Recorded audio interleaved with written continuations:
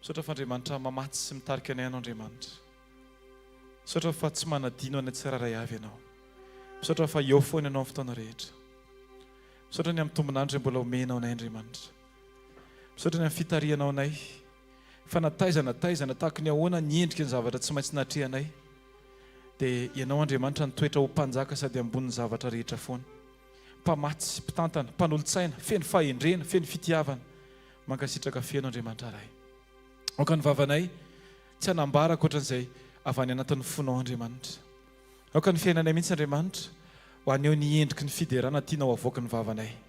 Amin'ny anaranao Jesosy misaotranao izay ny amin'ny rehetra izay afaka tonga indray amin'ity fotoana an'io ity mankasitraka feno Jesosy. Na iza na avaiza dia mankasitraka anao izay satria fantatray fa ianao Andriamanitra no miazona anay tsy ho rava no mitahiry anay mandrakariva eo amin'ny fanatrehanao.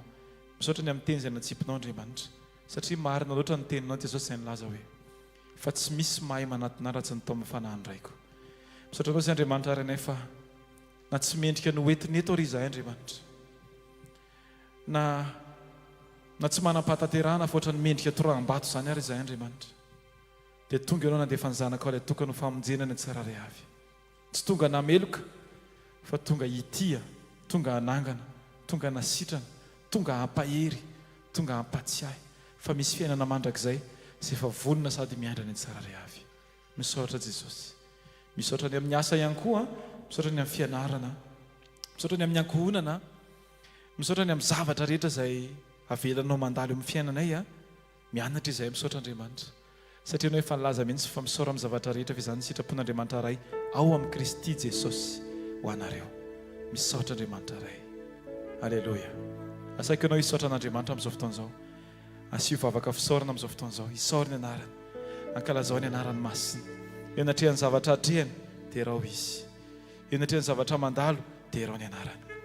Eo anatrehany zavatra hita sy re ankalazao ny anarany. Alleluia. Jesosy tsy avelanay ho ny zavatra misy ny zavatra mitranga no amorona ny teny ao anatin'ny vavanay Andriamanitra. Fa ny mahay anao Andriamanitra. Alleluia. No ambaranay mandrakizay. Fa mpanjaka atrizay ary mandrakizay ianao. Tompon'ny fiainanay ianao Andriamanitra. Jesosy eo. Aoka tsisy tenin'ny olona njaka ao anatin'ny fonay. Aoka tsisy teninay Andriamanitra hitondra ny fiainanay. Voaka ny tokana hitondra ny tenanay tsiraray avy sy ny fiainam-pananay dia ny teninao Kristy ilay mendrika mandrakizay. Amen. Amen. Totsika hitehaka mafy ho an'i Jesosy. Alleluia. Amaka salamo tsika, salamo fafito amby telopolo andiny fahatelo ka hatramin'ny fahadimy. Salamo fafito amby telopolo. Salamo fafito amby telopolo andiny fahatelo ka hatramin'ny fahadimy. Raha sitraka reto andaontsika rehetra hiaraka hamaky an'izany voninahitr'Andriamanitra. Alleluia. Hoy ny ten'Andriamanitra, matokia an'i Jehovah ianao ka manaova soa, dia onona amin'ny tany ianao ka ho faly amin'ny fahamarinana. Ary miravoravo amin'i Jehovah ianao dia homenanao izay rin'ny fonao. Ankinao amin'i Jehovah ny lalanao ary matokia azy fa ataony tanteraka. Amen. Ray amin'ny anaranao Jesosy Kristy, hifaly izay satria ianao Andriamanitra mampifaly anay. Ny teninao Andriamanitra mampifaly anay. Ametraka tanteraka eo am-pelantananao izay Andriamanitra ny lalanay. Satria fantatray fa ianao ny lalana sy fahamarinana ary fiainana Jesosy. Ametraka tanteraka izay ny fonay eo am-pelantananao Andriamanitra. Satria tsy misy mahay mamola vola ny fonay mihoatra noho ianao Kristy. Tonga eto izay Andriamanitra ho volavolain'ny teninao. Amboarina anahaka anao. Amboarina mba hahay hamoaka ny sitraponao isan'andro. Fa ianao no antom-pisinay Andriamanitra. Ilay tsy miova omaly anio ary mandrakizay. Voninahitra ho anao mpanjaka. Amen. Ndaontsika hitehaka mafy ho an'i Jesosy. Asio fifaliana be ho an'i Jesosy. Alleluia. Ndaontsika mbola hiaraka hivavaka. Misaotra betsaka Jesosy fa mbola nitominao indray izay tonga eto fanatrehanao androany. Misaotra fa mbola velonaina ny mpiara-manompo rehetra, ny mpiara-mivavaka rehetra Jesosy. Terainy mandrakizay ny anaranao satria ianao no matoy izao anay Jesosy. Tia ankalazanao izay Jesosy androany satria manana izay manana anao Jesosy. Aoka ho tsaronay mandrakariva Jesosy fa efa ho avy ianao. Efa miseho avokoa Jesosy ny famantarana rehetra fa efa akaiky viavianao dia aoka tena hiomana izay, tehiriza izay, foazy isan'andro san'andro ako hirehetra ao anao Jesosy eo mankasitraka tompo misaotra fa miaraka aminay eto ianao androany Jesosy eo naizanaiza no angonandrona telo amin'ny anaranao dia eo afoana ianao misaotra fa miaraka aminay eto ianao androany ako vonona mifonao androany andray an Jesosy sokafo anazy mifonao Jesosy a sokafo anay ho anao tanteraka ny fonay sy ny momba anay rehetra androany satria ianao ilay mpanjaka manatrika anay eto oka tena hisokatra amin'ny masom-pananay Jesosy ahitanao ary andray ianao Jesosy alleluia raha mivory eto isika amin'ny anarany eto izy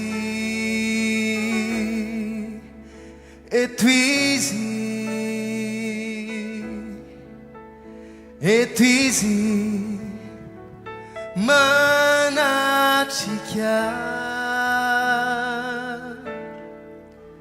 ireo mandringa jamba malemy mijaly urite et Jesus et easy nyerini anadiwanao yitayanao anasitrana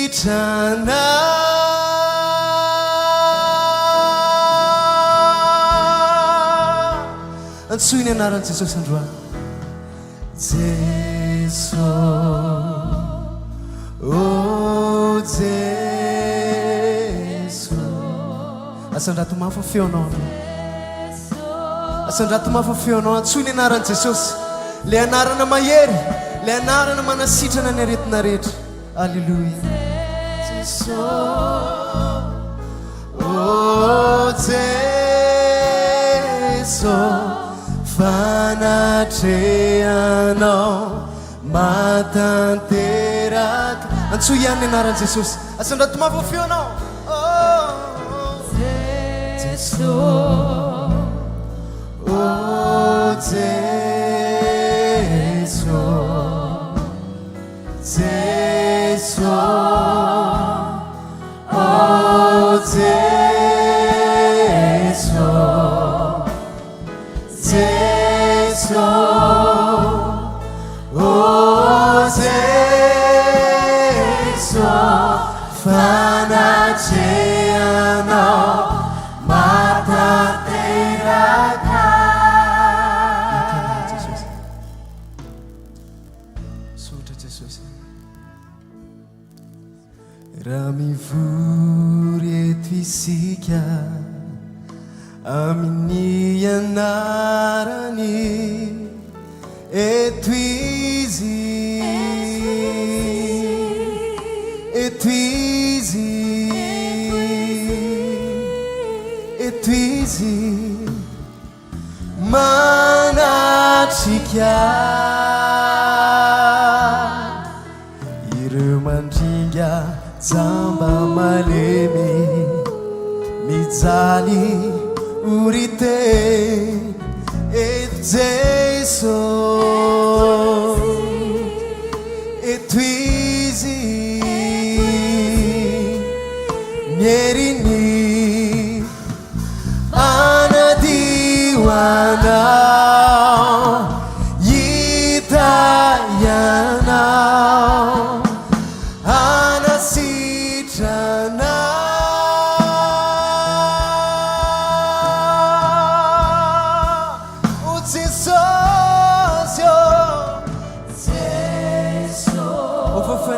tananao atao vitan'i Jesosy ny ao ambonao fa mangentahita anazy ianao androany Jeso oh Jeso Jeso oh Jeso fanatrehanao mata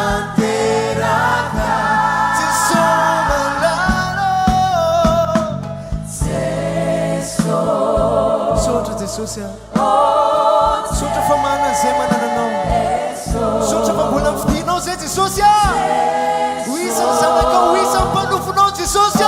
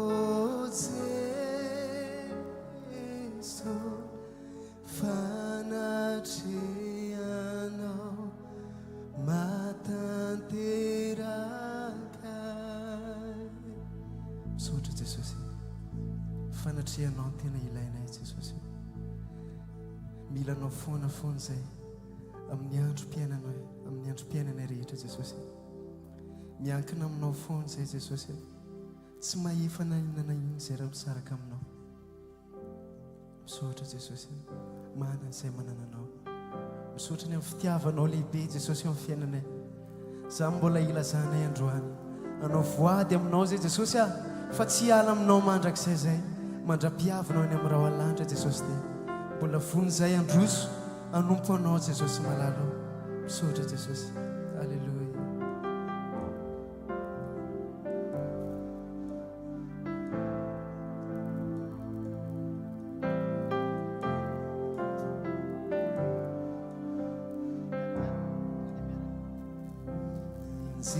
zinazatsy ivadikamina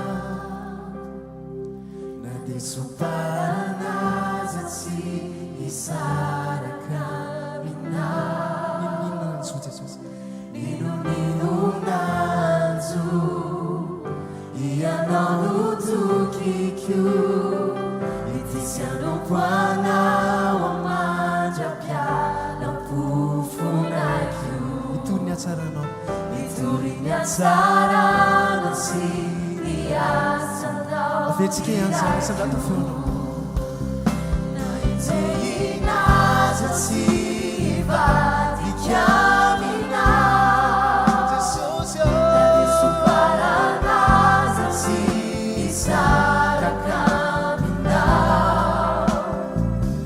ninonanjo ianao notokikyo itisianokoanao amandrapialampofonakyo itoriniatsarano sy niasanao irakyo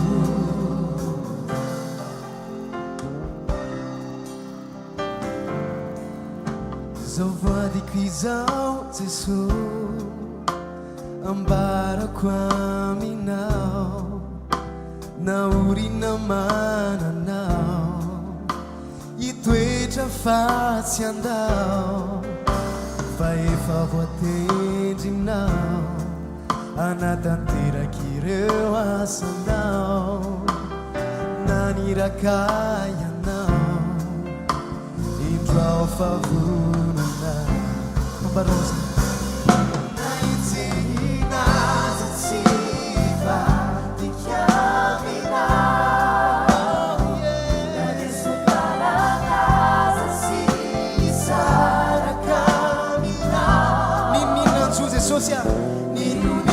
ninonanjo ianao notokikyo itisianokoanao amandrapialampofonakyo itoriniatsarano sy asandratomafeofeonao na injeinazatsy ano aminao jesosy na injeinazatsy ivadikamina jesosy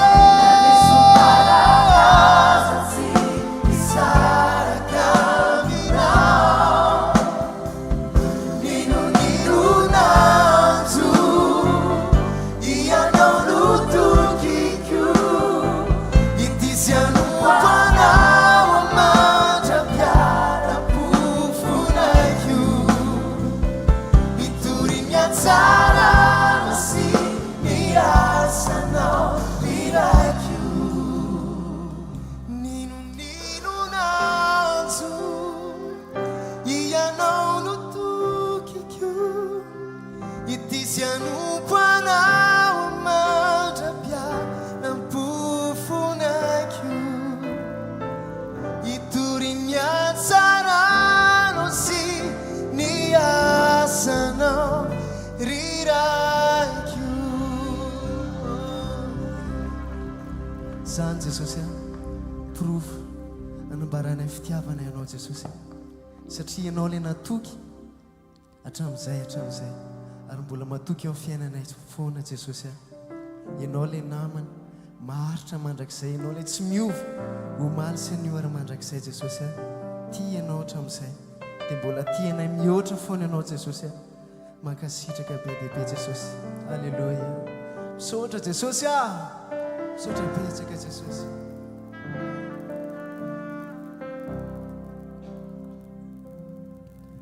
misy namana maritra tsy miovy izy fa tena tia tsy mandao izy nasarotra ny anarany de Jesosy Kristy ambarosa misy namana maritra tsy miovy izy fa tena tia tsy mandao izy nasarotra ny anarany de Jesosy Kristy ny anarany de Jesosy Kristy asanao mafiamfiona lasa hoe misy namana maritra misy namana maritra tsy miovy anao tsy miovy izy fa tena tia tsy mandao izy nasarotra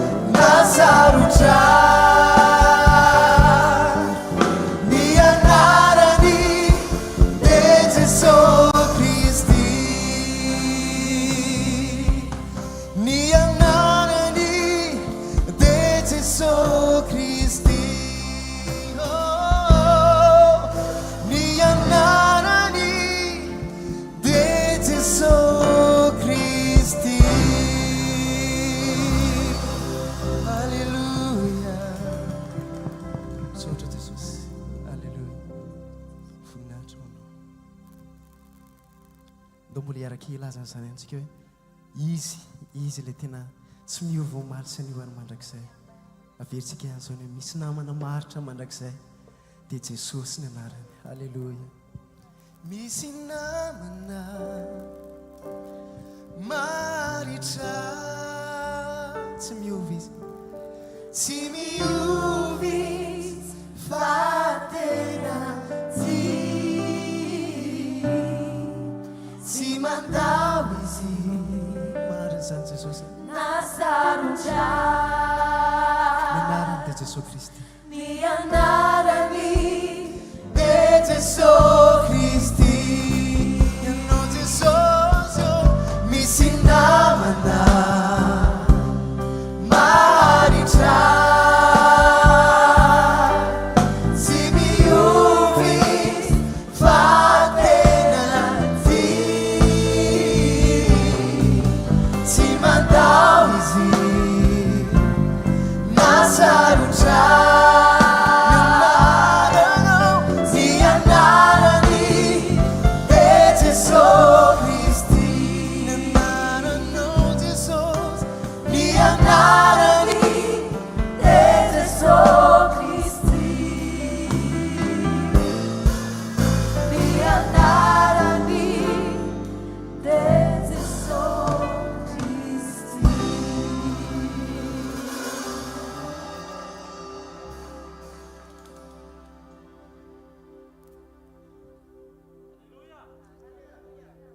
Alléluia. Ndao iteka mafon'i Jesosy dia mahazo toerana tompoko azafady. Témoignage anankiray misy olona eto narary tao amin'ny kibony. Nandritra ny herintaona mahery dia efa nitsaboana. Dia tsaboana dia tsy sitrana. Fa nitenenin'ny olona izy hoe andao hamonjy fandraisana. Dia namonjy fandraisana izy tao aorianan'izay dia tsy tonga saina izy hoe fa tena sitrana tsy nino zany fa nandeha nanao test teny amin'ny institut pasteur nijery an'ilay kibony dia tao aorianan'izay teo izy vao tena nino hoe afaka le aretina tao amin'ny kibony andao aloha tsika hitehaka mafy aho an' Jesosy mba hatsangany kely ange ny tananao taty azafady hatsangany fotsiny fa io izy io nanomboka teo dia sitrana ny kibony. Alléluia. Andao tsika hitsangana, andao tsika hisaotra an' Jesosy, andao merina ny voninahitra any amin'i Jesosy noho ny amin'izay rehetra nataony. Ty apirisika anao aza menatra. Averenao any amin'i Jesosy ny voninahitra. Amen. Ianao mety mieritreritra hoe raha tsy mivaly ty zavatra ty tsy hijoro vavolombelona ahako. Fa ny Jesosy nefany izay mahatoky amin'ny kely no ataony mahatoky amin'ny zavatra ngeza. Dia mety zavatra kely ny eo amin'ny fiainanao toy izany hoe zaranga aleo aloha ty hivaly. Za zao androany saika tsy vaky lovy. Nefa ny tompo efa niasa teo amin'ny fiainanao. Dia andao ranga averina any amin'i Jesosy ny voninahitra sa ahoana manaiky an'izany ve aloha ianao misy zavatra iverinao fa kely fa eo amin'iny dia rao Jesosy. Dia averenao any amin'i Jesosy ny voninahitra andao tsika hitsangana. Dia manantena ako fa manaraka mba Alléluia, mipetraha vetivety indray ary aloha io zao fa misy anankiray tonga anankiray merina voninahitra ho any amin'i Jesosy andao hitehaka ho an'i Jesosy. Alléluia. Alléluia. Dada ombe zay hetra sisiny hetra mahinao le hoe alora nga hivaly mbola tsy mivaly le izy dia hitsora pasteur satria mahatoky tsika efa manana lay Andriamanitra mijery atsika amin'ny zavatra rehetra. Raha ny tena raha hoe arak'ilay teny pasteur sandratra hoe mbola tsy mivaly le izy. Betsaka ny zavatra mbola tsy mivaly fa anankiray fotsiny ngamba ty tantaraiky ty sady mampime kely ihany tsaiko mety hoe mampime ve tsy fantatra. Tamin'ny tapabolana tamin'ny tapabolana tany hoany nanao visa zay dia olona 7 sa 8 mianaka izay no nanao dia tao anatin'ilay fanaovana dossier zany za daholo nanao ny dossier ny rehetrarehetra. Dia mitovy daholo na ny rehetrarehetra na ny hôtely na ny inona mitovy daholo ny billet sy ny lettre d'invitation sy ny karazany mitovy daholo fa tsara be Jesosy fa izay mivady relony tsy nahazo tao anatin'le andao liteka ho an'i Jesosy. Dia arak'ilay teny pasteur sandratra teo hoe dia mbola tsy mivaly le izy ranga dia ame voninahitra ny tompo fontsika zay natonga na hoe andao ary hijoro rehefa ohatra hoe dia tena hoe ame voninahitra ny tompo fontsika fa afaka mijoro fontsika na inona zavatra hoe tenana dia afaka manome voninahitra ny Jesosy foana dia afaka tena hoe mitoetra ao anaty tena hoe fijoroana fifaliana ozy ny tenin'Andriamanitra hoe tena hoe le Habakoka 3:19 iny moa Jehovah tompo mitanjaka manao ny tongo sy tony andera vava izy fa na hoe tena hoe tsy mivaly ary ny visa dia tena hoe misy fiadarana misy fifaliana foana taty anaty misaotra ny tompo. Ndao hiteka mafy an'i Jesosy le anakenina mivaly isaorantsika an'i Jesosy tely anankiroa tsy mivaly isorantsika an' jesosy témoignage fohy tamin'ny anatin'ny fizarany mama tamin'ny larobia teo amin'ny fiainako indray aloha ty dia misy an'izao hoe misy zavatra ampitenenin'Andriamanitra amin'ny mpanompony na tenenin'Andriamanitra dia ao anatin'ny ianao ohatrany hoe aiza koa ary tantaran'ny petera nentin'ny mama raha nanaraka tsika tantaran'ny petera hoe ianao anda intelo ianao dia petera tonga dia tsy possible zany za ve dia andao anao ry tompo dia teo amin'ny fiainako nisy an'izao tantarany zavatra zao io pasteur io nisy taona ny antso anazy hoe pasteur efa ely zany mety efa taona lasa na 5 taona lasa za pasteur tena ohatrany hoe te handroso zany ahako fa mba teneno anao hoe inona zavatra tokony korrigena eo amin'ny fiainako mba ahafahako mandroso dia tsaroko tsara mihitsy tery ambatoroka ambony avy any bypassy tamin'izay dia tery ambatoroka ambony dia ozy pasteur tamin'izay niresaka tamiko izy hoe andraso fa hivavaka ozy izy dia nivavaka izy dia teny ambatoroka ambony teo akaiky ny ambasady ny Allemagne teo trano ny anina teo dia naneno ny telefônina dia niantso izy dia ozy izy hoe zao tandremo sao dia mihinana zavatra tsy tokony hohanina dia zany inona indray ara zany zavatra nohaniko zany teo zany tsy kopy mihitsy aloha zavatra tsy fantatro mihitsy le izy dia teo dia ozy izy pasteur azon sevy tena tsy azoko mihitsy tompoko dia ozy izy hoe tandremo ny zavatra enona sy mandalo atao amin'ny saina dia alatsaka ao anatiny tamin'izany tsika mbola tao anatin'ny tena tsy hoe tsy tian Jesosy be tsika fa tena mirehatra be tamin'izany dia hoe zay tenenina rehetra tonga dia eny sy amenina daholy fa tamin'izany tsy kopy hoe io zavatra io kay alefan'i Jesosy apetrinena mbava amin'ny mpanompony mba hitandremanao ao aloha ao zany tsika tamin'izany tsika tena madio fieritreretana be zay miteny rehetrarehetra tonga dia tsisy mahakasika atsika mihitsy fa atao aorianan'izay nandeha amin'izay ny fiainana sy mifanarahana an' Jesosy tena ohatra amin'ny voakasika nihinana n'le zavatra le nandrarahana tary aloha dia tehiteny atsika ninona teny latsaka tonga dia andao avadika vavaka dia tonga dia ankatoavina fotsiny ozy izy mama tamin'ny larobia hoe tonga dia hifony dia mieloha na dia mbola tsy ao ary ianao dia tsaroko be le izy hoe tena zay mihitsy Jesosy le tena ny teneninao dia tao aorianan'le nitenenin'ny pasteur zay dia ohatra mipeta be le tsy hoe le tenin'ny pasteur nivadika vokatra fa efa tsinjon'i Jesosy mieloha taka amin'ny petera hoe anda intelo ianao dia nefa petera za tsy andao anao zany na ho faty ary dia tsapaka teo amin'ny fiainako izy fa fitiavan'Andriamanitra kely izy matoa mandeha ny teny aleontsika tsy mijery olona fa ny tena nijerena ao anatin'ny ten'Andriamanitra hoe tian'Andriamanitra tsy ho tafalatsaka ao anatin'iny dia alefany dia avadika vavaka sy fifonana amen zay angamba fijona vavolombelona mety tsy mahazatra anareo le izy fa hitako hoe nilaiko be teo amin'ny fanarahako an' Jesosy dia andaontsika hitsangana vavaka ataontsika voalohany ho an'le madama riarinary tena hoe tao anaty fandraisana dia nasoran'i Jesosy ny aretina tao amin'ny kibony dia nandeha nanao testa teny amin'ny institut izy fa afaka tanteraka faharoa fizahana-kenina ny valy fa le anankiroa tsy ny valy isorantsika an' Jesosy zany satria Jesosy mahalala ny antony ny zavatra rehetrarehetra matoa miblokeny ny pasteur rato fa le enina nalefany dia isotra an' Jesosy tsika fa miteny amin'ny alalan'ny mpanompony foana izy ary miresaka amintsika Jesosy manambara zavatra mieloha amen indraindray mety faminaniana mety zavatra tsy tiatsika fa ny antsika zao faminaniana dia hoe ianao any Canada amin'ny tapabolana dia amen fa indraindray Jesosy miteny zavatra taka amin'ny panneau de signalisation hoe tandremo fa misy an'izao aloha dia ndaontsika isotra an' Jesosy amerina ny voninahitra any amin'i Jesosy ny amin'izany zavatra rehetrarehetra ny sandrato ny tananao dia sokafo ny vavanao ray amin'ny anaran'i Jesosy misaotra anao zay manome voninahitra anao zay misaotra Jesosy ny amin'ny nanasitrananao aretina kibo ny tsabona tao anatin'ny heritaona tao anatin'ny fandraisana anankiray misaotra Jesosy fa nivaly ny vizahana-kenina dia mankasitraka anao koa zay fa tsy nivaly tsy oke ny vizahana-kiroa misaotra Jesosy fa ianao malala ny zavatra rehetrarehetra ary ny zavatra rehetrarehetra dia ataonao miara-miasa asoa rehefa tianao zay tsy hoe faly zay satria tsy oke ny viza fa faly zay satria nataonao miara-miasa ny zavatra rehetrarehetra misaotra ny amin'ny fitiavanao ary misaotra Jesosy ny amin'ireo karazana teny alefanao eto amin'ny asa fanompona eo amin'ny fiainanay tsirairay avy fa miresaka aminay ianao indraindray zay ohatra mametra hoe rehefa zavatra tianay dia amen fa rehefa fampitandremana dia ohatra ny mitady hoendry no ianao zany zay misaotra Jesosy fa nampatsiahivinao tamin'ny larobia fa misy zavatra teneninao efa hitanao miloha dia ampitandreminao zay Jesosy mba tsy ho tafalatsaka ao anatin'ireny. Mankasitraka noho ny amin'ny fitiavanao dera sy ny lazara ny voninahitra dia averina any aminao irery any mandrakizay amen. Andao tiaka mafy ho an'i Jesosy dia mahazo toerana tompoko azafady. Halleluja.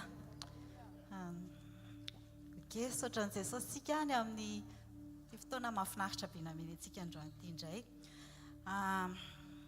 Misy raha nataontsika teo hoe misy namana maharitra ozy izy tsy miova fa tena tia. Dia izany ilay fitiavan'Andriamanitra. Ilay fitiavan'Andriamanitra na tonga ilay fijoroana vavolombelona rehetrarehetra teo na negativa ary amintsika ny zavatra negativa pozitifa foana satria maninona ilay Andriamanitra tia antsika ny manao alizy proof mpitiavan'Andriamanitra ho antsika izany. Dia ngentsika raha mety aminao dia andehantsika raha ny teny antsika Andriamanitra hoe tiako nareo dia andao tsika tsy angina manoloana an'izany tenin'Andriamanitra izany fa andao tena lohariny ao anatin'ny fonao dia andao tsika iompopeo amin'ilay hira hoe tiako ianao, tiako ianao nefa tsy ampy ny teniko, fantatro fahitanao tompo ny atilaliny foko, tiako ianao ny fitiavanao tsy miova, tiao ilaza fa tiako ianao. Amen. Eny Jesosy izany vavaka nataonao izany na dia hira ary eny dia hitany ao anatin'ny fonao ao. Tena hoe rehefa nitenenao hoe fantatro fa hitanao ny atao lalin'ny foko dia mino fa eto amin'ny fanatrehan'Andriamanitra eto izy zao dia mahita ny ao anatin'ny lalin'ny fonao ao, mahita ny atao anaty lalin'ny foko ato. Rehefa voatendry ohatr'izao foana dia mahatsiaro hoe izaho ilay kely palitika ity ve dia voatendry eo foana fa izao tena hoe marina loatra hoe izaho kely fa ny Andriamanitra ngeza be. Dia ilay Andriamanitra ngeza be ny manoloana anao eto izao, manoloana asy ianao dia hiteny asy ianao. Anampy indray izy amin'ny fananganana atsika indray androany. Rehefa nandalo an'ilay arak'ilay fijoroana vavolombelona nataon'ny pasteur Zokira teo dia rehefa nandalo an'iny izay mivady dia natsiaro be mihitsy hoe fitiavan'Andriamanitra izany. Dia tena hoe reko lalina tato anatiko hoe tiako izay tia. Tsy ilay vy izany ilaina fa ilay fitiavan'Andriamanitra. Amen. Tsy ilay fanasitranana no ilaina fa ilay mpanasitrana, ilay fitiavana no ilaina. Amen. Dia amin'ny ohabolana toko fahavalo misy an'izay hoe tiako izay tia ozy izy. Tsy tenin'olona izany. Eny mety misy olona miteny hoe rehefa tianao dia tiako koa ianao.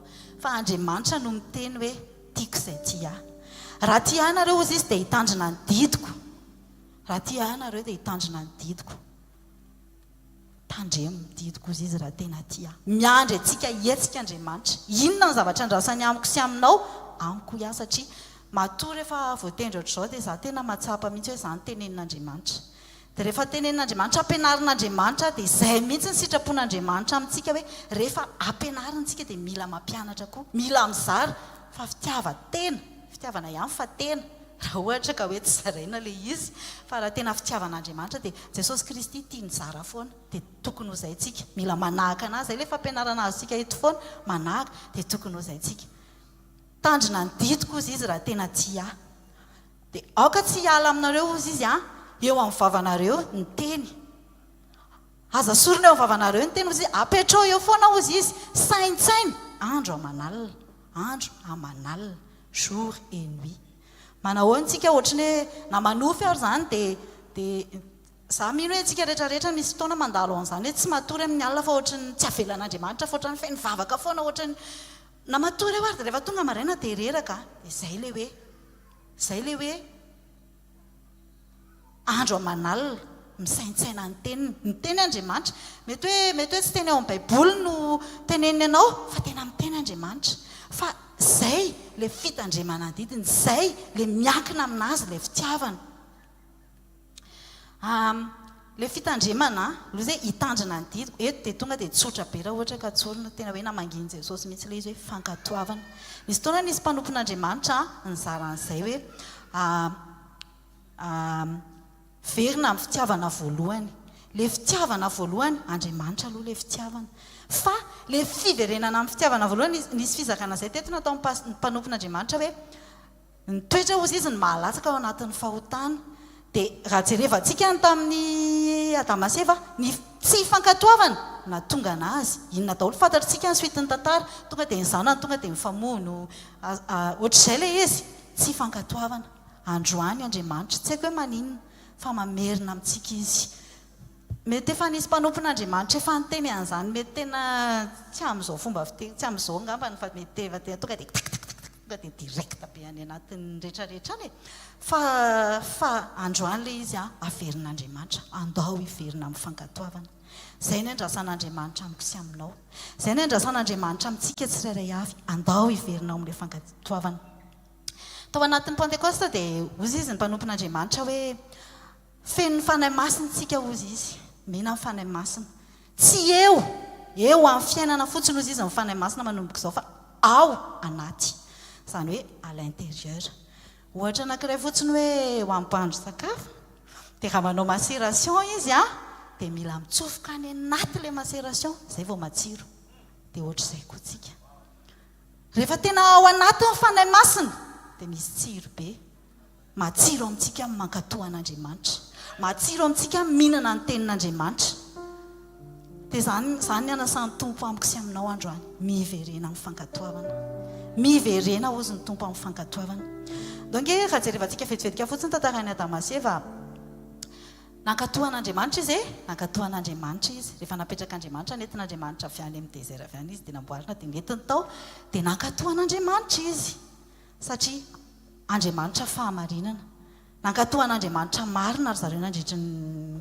fotoana fa rehefa nahita amin'ny menarana dia nankatoko any izy amin'ilay menarana fankatoavana koa nkeny nataony an'ilay menarana tsy haiko fa ohatra nasarisary an'izao hoe mety hoe tsy mbola nampatahotra be ngamba amin'ny menarana tamin'izany satria tapre an'ilay rehefa avy nanoty Adamaseva izay vao nosonon'Andriamanitra dia mety teo vao natahotra amin'ny menarana daholo ny olona lasa mampatahotra mety nafatifaty kely ngamba izy tamin'izany fotoana izany dia rehefa nyteny izy dia voafitakeva dia lasa nankato eo le hoe toa marina nefa tsy marina dia voalaza izany ao amin'ny baiboly ao araka i Paoly nananatra hoe tandremy ianareo amin'ny fampianarana toa marina tena be dia be izany amin'izao fotoana izao tena angamintsika tena matsikaritra an'izany ny anjarantsika mivavaka sy mifona ho an'ireny olona ireny fa eto aloha dia mampitandrina antsika ny tompo rehefa ao anatin'ny fankatoavantsika tandremo ny fampianarana toa marina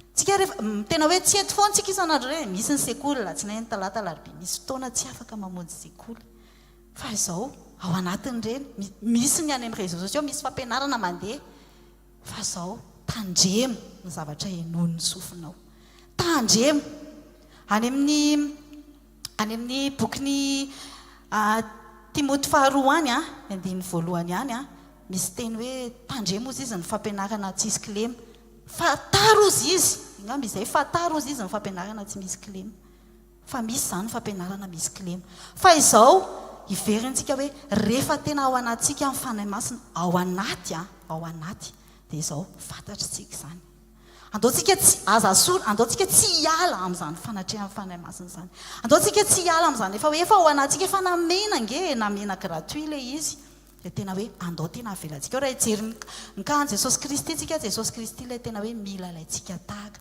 Jesosy Kristy tena nankatondray izy na dia ny tena izy hoe zaho sy ndray dia iray ihany ozy izy fatany fa zanaka izy dia mila mankatoa arak'ilay ao amin'ny bokyny Deutéronomie ao hoe manaja ianareo zanaka manaja ny rainao sy ny reninao ozy izy mba ho lava andro iainana ianao dia mety misy miteny ngamba hoe Jesosy Kristy nge tsy lava andro iainana akory rehefa nankatohan'ilay ray sy reny le fa izao misy an'ilay hoe ny ray andro moa maninona mozy ny ray andro amintsika olombelona zay dia zay le izy zay namanginy tompo anao hoe mety hoe zay le izy mety ozy nareo hoe Jesosy raha rehefa nankatoa izy dia nefa tsy lava andro iainana akory fa vetivetika kely fotsiny fa zay amintsika olombelona dia izao izy nankatoa fa le fotoanan'Andriamanitra sy fotoanantsika tsy mitovy dia elabe zany le fotoana ny ainan'i Jesosy fa tanteraka ny famonjena rehefa nankatoa ny ray izy dia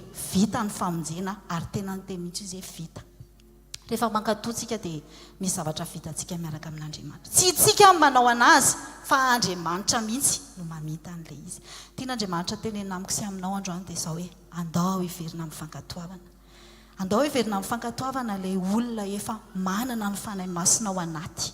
Fa ninninona mitranga rehefa mankatoa ianao manoloana ny épreuve ianao, rehefa mankatoa ianao manana fifaliana foana, rehefa mankatoa ianao olona masaha miantso épreuve ozy ny mpanompon'Andriamanitra izay, satria maninona ao anatin'ny épreuve ny tena fatarana, tena ahitana ny degré ny fankatoavan'ny olona anankiray.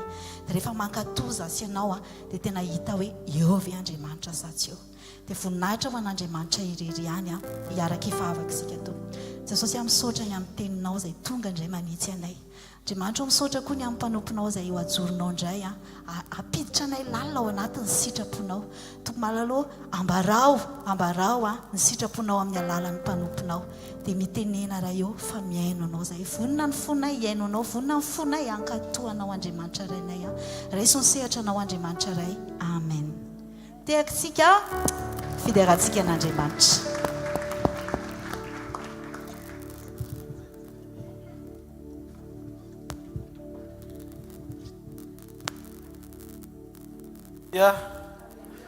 Ndao tsika hitsangana eo amin'ny toerana misy atsika hisaotra an'Andriamanitra mifontsika manontolo meo an'Andriamanitra izay tokony ho azy. Mahafantatra ve fa misy zavatra indraindray tsy mila hoe délivrance matanjaka be vao miasa Andriamanitra, fa ao anatin'ny fandraisana ifantohana fotsiny dia afaka hanova zavatra Andriamanitra. Hitantsika ny vavolombelona teo ny sitrany Jesosy le raha matory efa niombona taminy. Misy hery eo fandraisana amin'ny fanasany tombo alohan'ny hanovany antsika amin'ile tena fatateraha-panovana miova endrika anahaka azy, hovainy alohany ao anatintsika, hovainy ao anatintsika. Dia izay zavatra tsy mety eo amin'ny fiainantsika koa afaka kasehany koa, afaka manasitrana izy, afaka manova zavatra be dia be izy, satria tena ho ampon'Andriamanitra ho anao dia ianao anahaka an' Jesosy. Hofofany amin'ny lanitra ny tanao dia misaora azy amin'ny fonao manontolo, misaora azy na amin'ilay zavatra mbola tsy tanteraka azy ohatran'ilay vavolombelona teo, hoe izy mivady ny saotra an'Andriamanitra fa na tsy azo ny aza ny viza dia miramirana amin'ny fony, satria tsy manery an'Andriamanitra amin'izay zavatra fantany fa tena ilaina izy, fa manome malalaka an'Andriamanitra ho mpitantana ny fiainany na tsy takatry n'izay ny aza. Zany mahatonga antsika tsy hoe miprovoke ny zavatra ilaintsika tsy maintsy ho tanteraka ara-potoana, fa misy fotoana koa indraindray tsy valibavaka na tsy takatry ny sainao aza rehefa ampelatana ny fiainanao, dia izy le mahatokony mitondra tsika isan'andro tahaka ny fanaon'izay avy nandresy hozy izy Paoly, satria ao aminy dia tanteraka ny zavatra rehetra amin'ny eny sy amen. Asan-dratony tanao dia misaora an'Andriamanitra fonao manontolo. Teka sitraka anao zay Jesosy, tena mivoninahitra anao zay, mitenena aminay fa vony zay iaino anao, mangetahitanao ny fanahinay, maniry anao ny nofinay tahaka ny faniry ny deravavy ny rano anony Jehova, ny fandry ny fanahiko anao. Misy sandraha tamin'ity takarivoty aoka miteny rehetra zay ho zaraina eto, dia ho teny fiainana hifanaraka amin'ilay andrasanao, fa tsy eo amin'ilay kajy ny heveriko fa mpaherin'ny hafa. Aza vely hijoro Andriamanitra anome izay ilain'ny olona, satria izany mampangetaheta azy. Fampijoroy mandrakariva eo amin'ny toerana anankiray anome izay ilainao mason'ny olona, fa izay ny mampety anay tsirairay avy. Manambarany sitraponao androany hariva, miaino anao izay amin'ny anaran'i Jesosy. Amen. Dia afa mafy be ho an'ny tompo mahazo ho toerana tompoko. Alleluia. Mirabantsika rehetra amin'ny anaran'i Jesosy. Fotoana spesial indray androany, fotoana rehetra moa spesial ary indray mandeha tsy miverina foana eo amin'ny fiainana, fa raha misy ny atao hoe androany dia androany vaovao, tsisy itovizany amin'ny omaly foana isan'andro. Raha tsika Baiboly eo Matthieu toko 4:20, Matthieu toko 4:20, manomboka amin'ny andininy 9 ka hatramin'ny andininy 12. Ary dia ho atolo no amin'ny fahoriana ianareo ka ho vonoiny, ary hoalan'ny firenena rehetra ianareo noho ny anarako ary amin'izany andro izany dia ho tafotoana ny maro ary hifampiampangany sy hifakahaly izy ary isy mpaminany sandoka maro hitsangana ka hamitaka ny maro ary noho ny habeny tsy fankatoavan-dalàna dia hiamangatsika ny fitiavan'ny maro fa izay maharitra hatramin'ny farany no vonjena ary ho toriana amin'izao tontolo izao ity filazantsara ny fanjakana ity ho vavolombelona amin'ny firenena rehetra fa ho tonga ny farany misy zany ny filazantsara toriana ho vavolombelona aneo ny famantarany farany ka raha hitanareo fa mitsangana eo amin'ny fitoerana masina ny fahavetavetan'ny fandravana izay nampilazaina ny Daniela mpaminany aoka isaina izay mamaky izany taoko izay olona any Jodea andositra ho any atendrombohitra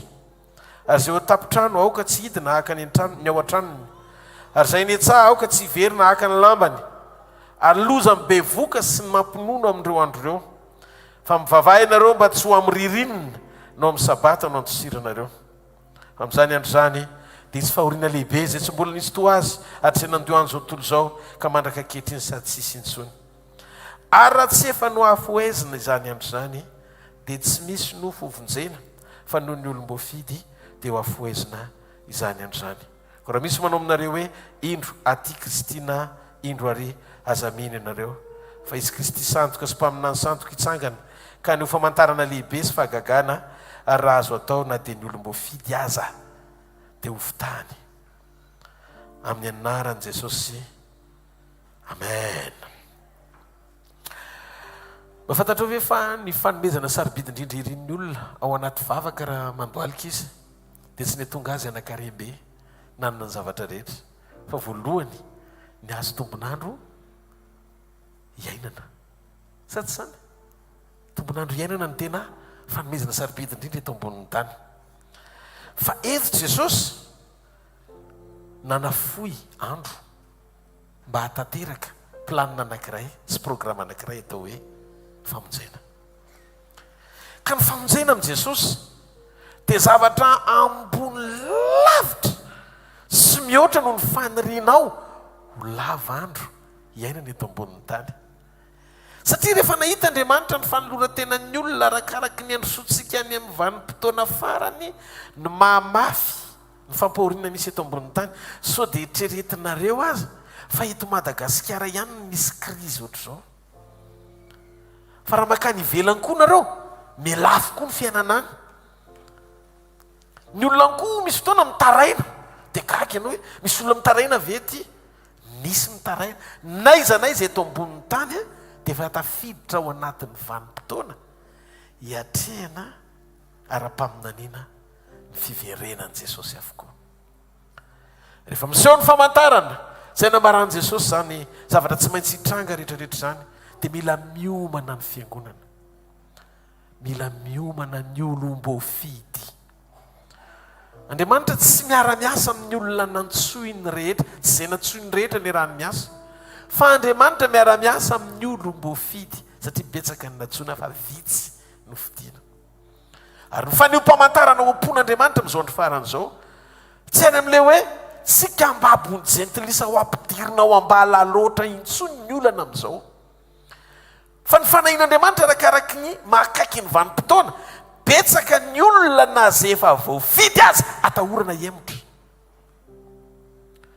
ahoana fisehon'ilay izy Jesosy nilaza fa ny antony mahatonga mikitika fotoana afoezina dia noho ny amin'ny fisian'ireo olom-boafidy ireo olom-boafidy ireo tsy tiany Jesosy hiembotra na ho very ho afoezina ny andro izy izy 2:20 ary raha tsy efa no afoezina zany andro zany dia tsy misy nofo hovonjena fa noho ny amin'ny olom-boafidy dia ho afoezina zany andro zany zany hoe maneho le fanio-pamantarana ny fahafoezan'ny andro kitika andro Andriamanitra manembotra fotoana Andriamanitra nareo ve tsy mahita reto fa ndray andro amin'izao vetivety kely dia riva ny andro zany hoe efa manomboka tafiditra tany amin'ilay planina manafoy andro Andriamanitra ny faniriantsika ho lava andro nefa Andriamanitra tsy nikitika aloha ny fiainantsika fa ny andro no afoezina dika an'izay raha milaza ianao hoe 70 taona sy 20 taona raha atao amin'ny salanisa taloha mety efa 70 taona sy 50 taona daholy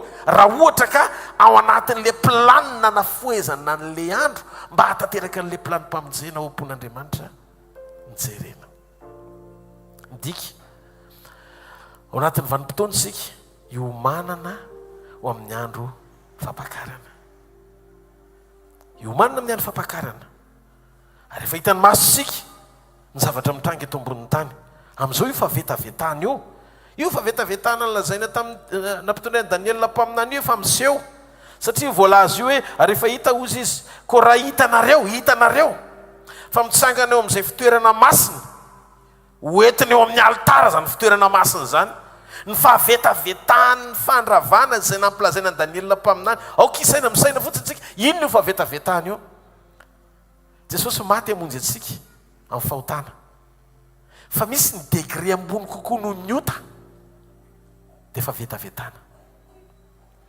ary fa vetavetana tonga dia manokatra manetsika n'Andriamanitra fa vetavetana tonga dia hitsara hita maso ary ny favetavetana hita voasoratra ao anaty baiboly bokyny Genesis dia tamin'ny andron'ny Sodoma sy Gomora tonga dia nilatsaka ny avy any an-danitra potika Sodoma sy Gomora satria miaina ao anaty favetavetana ny olona lahy sy vavy no foron'Andriamanitra fa tsy vavy sy vavy sy lahy samy lahy dia nefa mahavariana tafakatra eo amin'ny altara io favetavetana io amasinina sy tsofina rano natrany ivelany azy ny fanambadiany lahy samy lahy sy vavy samy vavy izay fahavetavetana eo mason'Andriamanitra io teny voalazan'i Jesosy io ko raha hitanareo fa mitsangana eo amin'izay fitoerana masina ny fahavetavetany fandravana taiza nisany io fahavetavetany fandravana io Sodoma sy Gomora fa inona nandravana Sodoma sy Gomora fanambadiany lahy samy lahy sy vavy samy vavy mba eritrereto hoe lota nanao sorona ny fahadiovany zanany vavy ho andreo olondreo mba tsy hanaovany an'izany zavatra zany kanefa ny lavindreo olondreo fa ny lahy mitady lahy vavy mitady vavy fandravany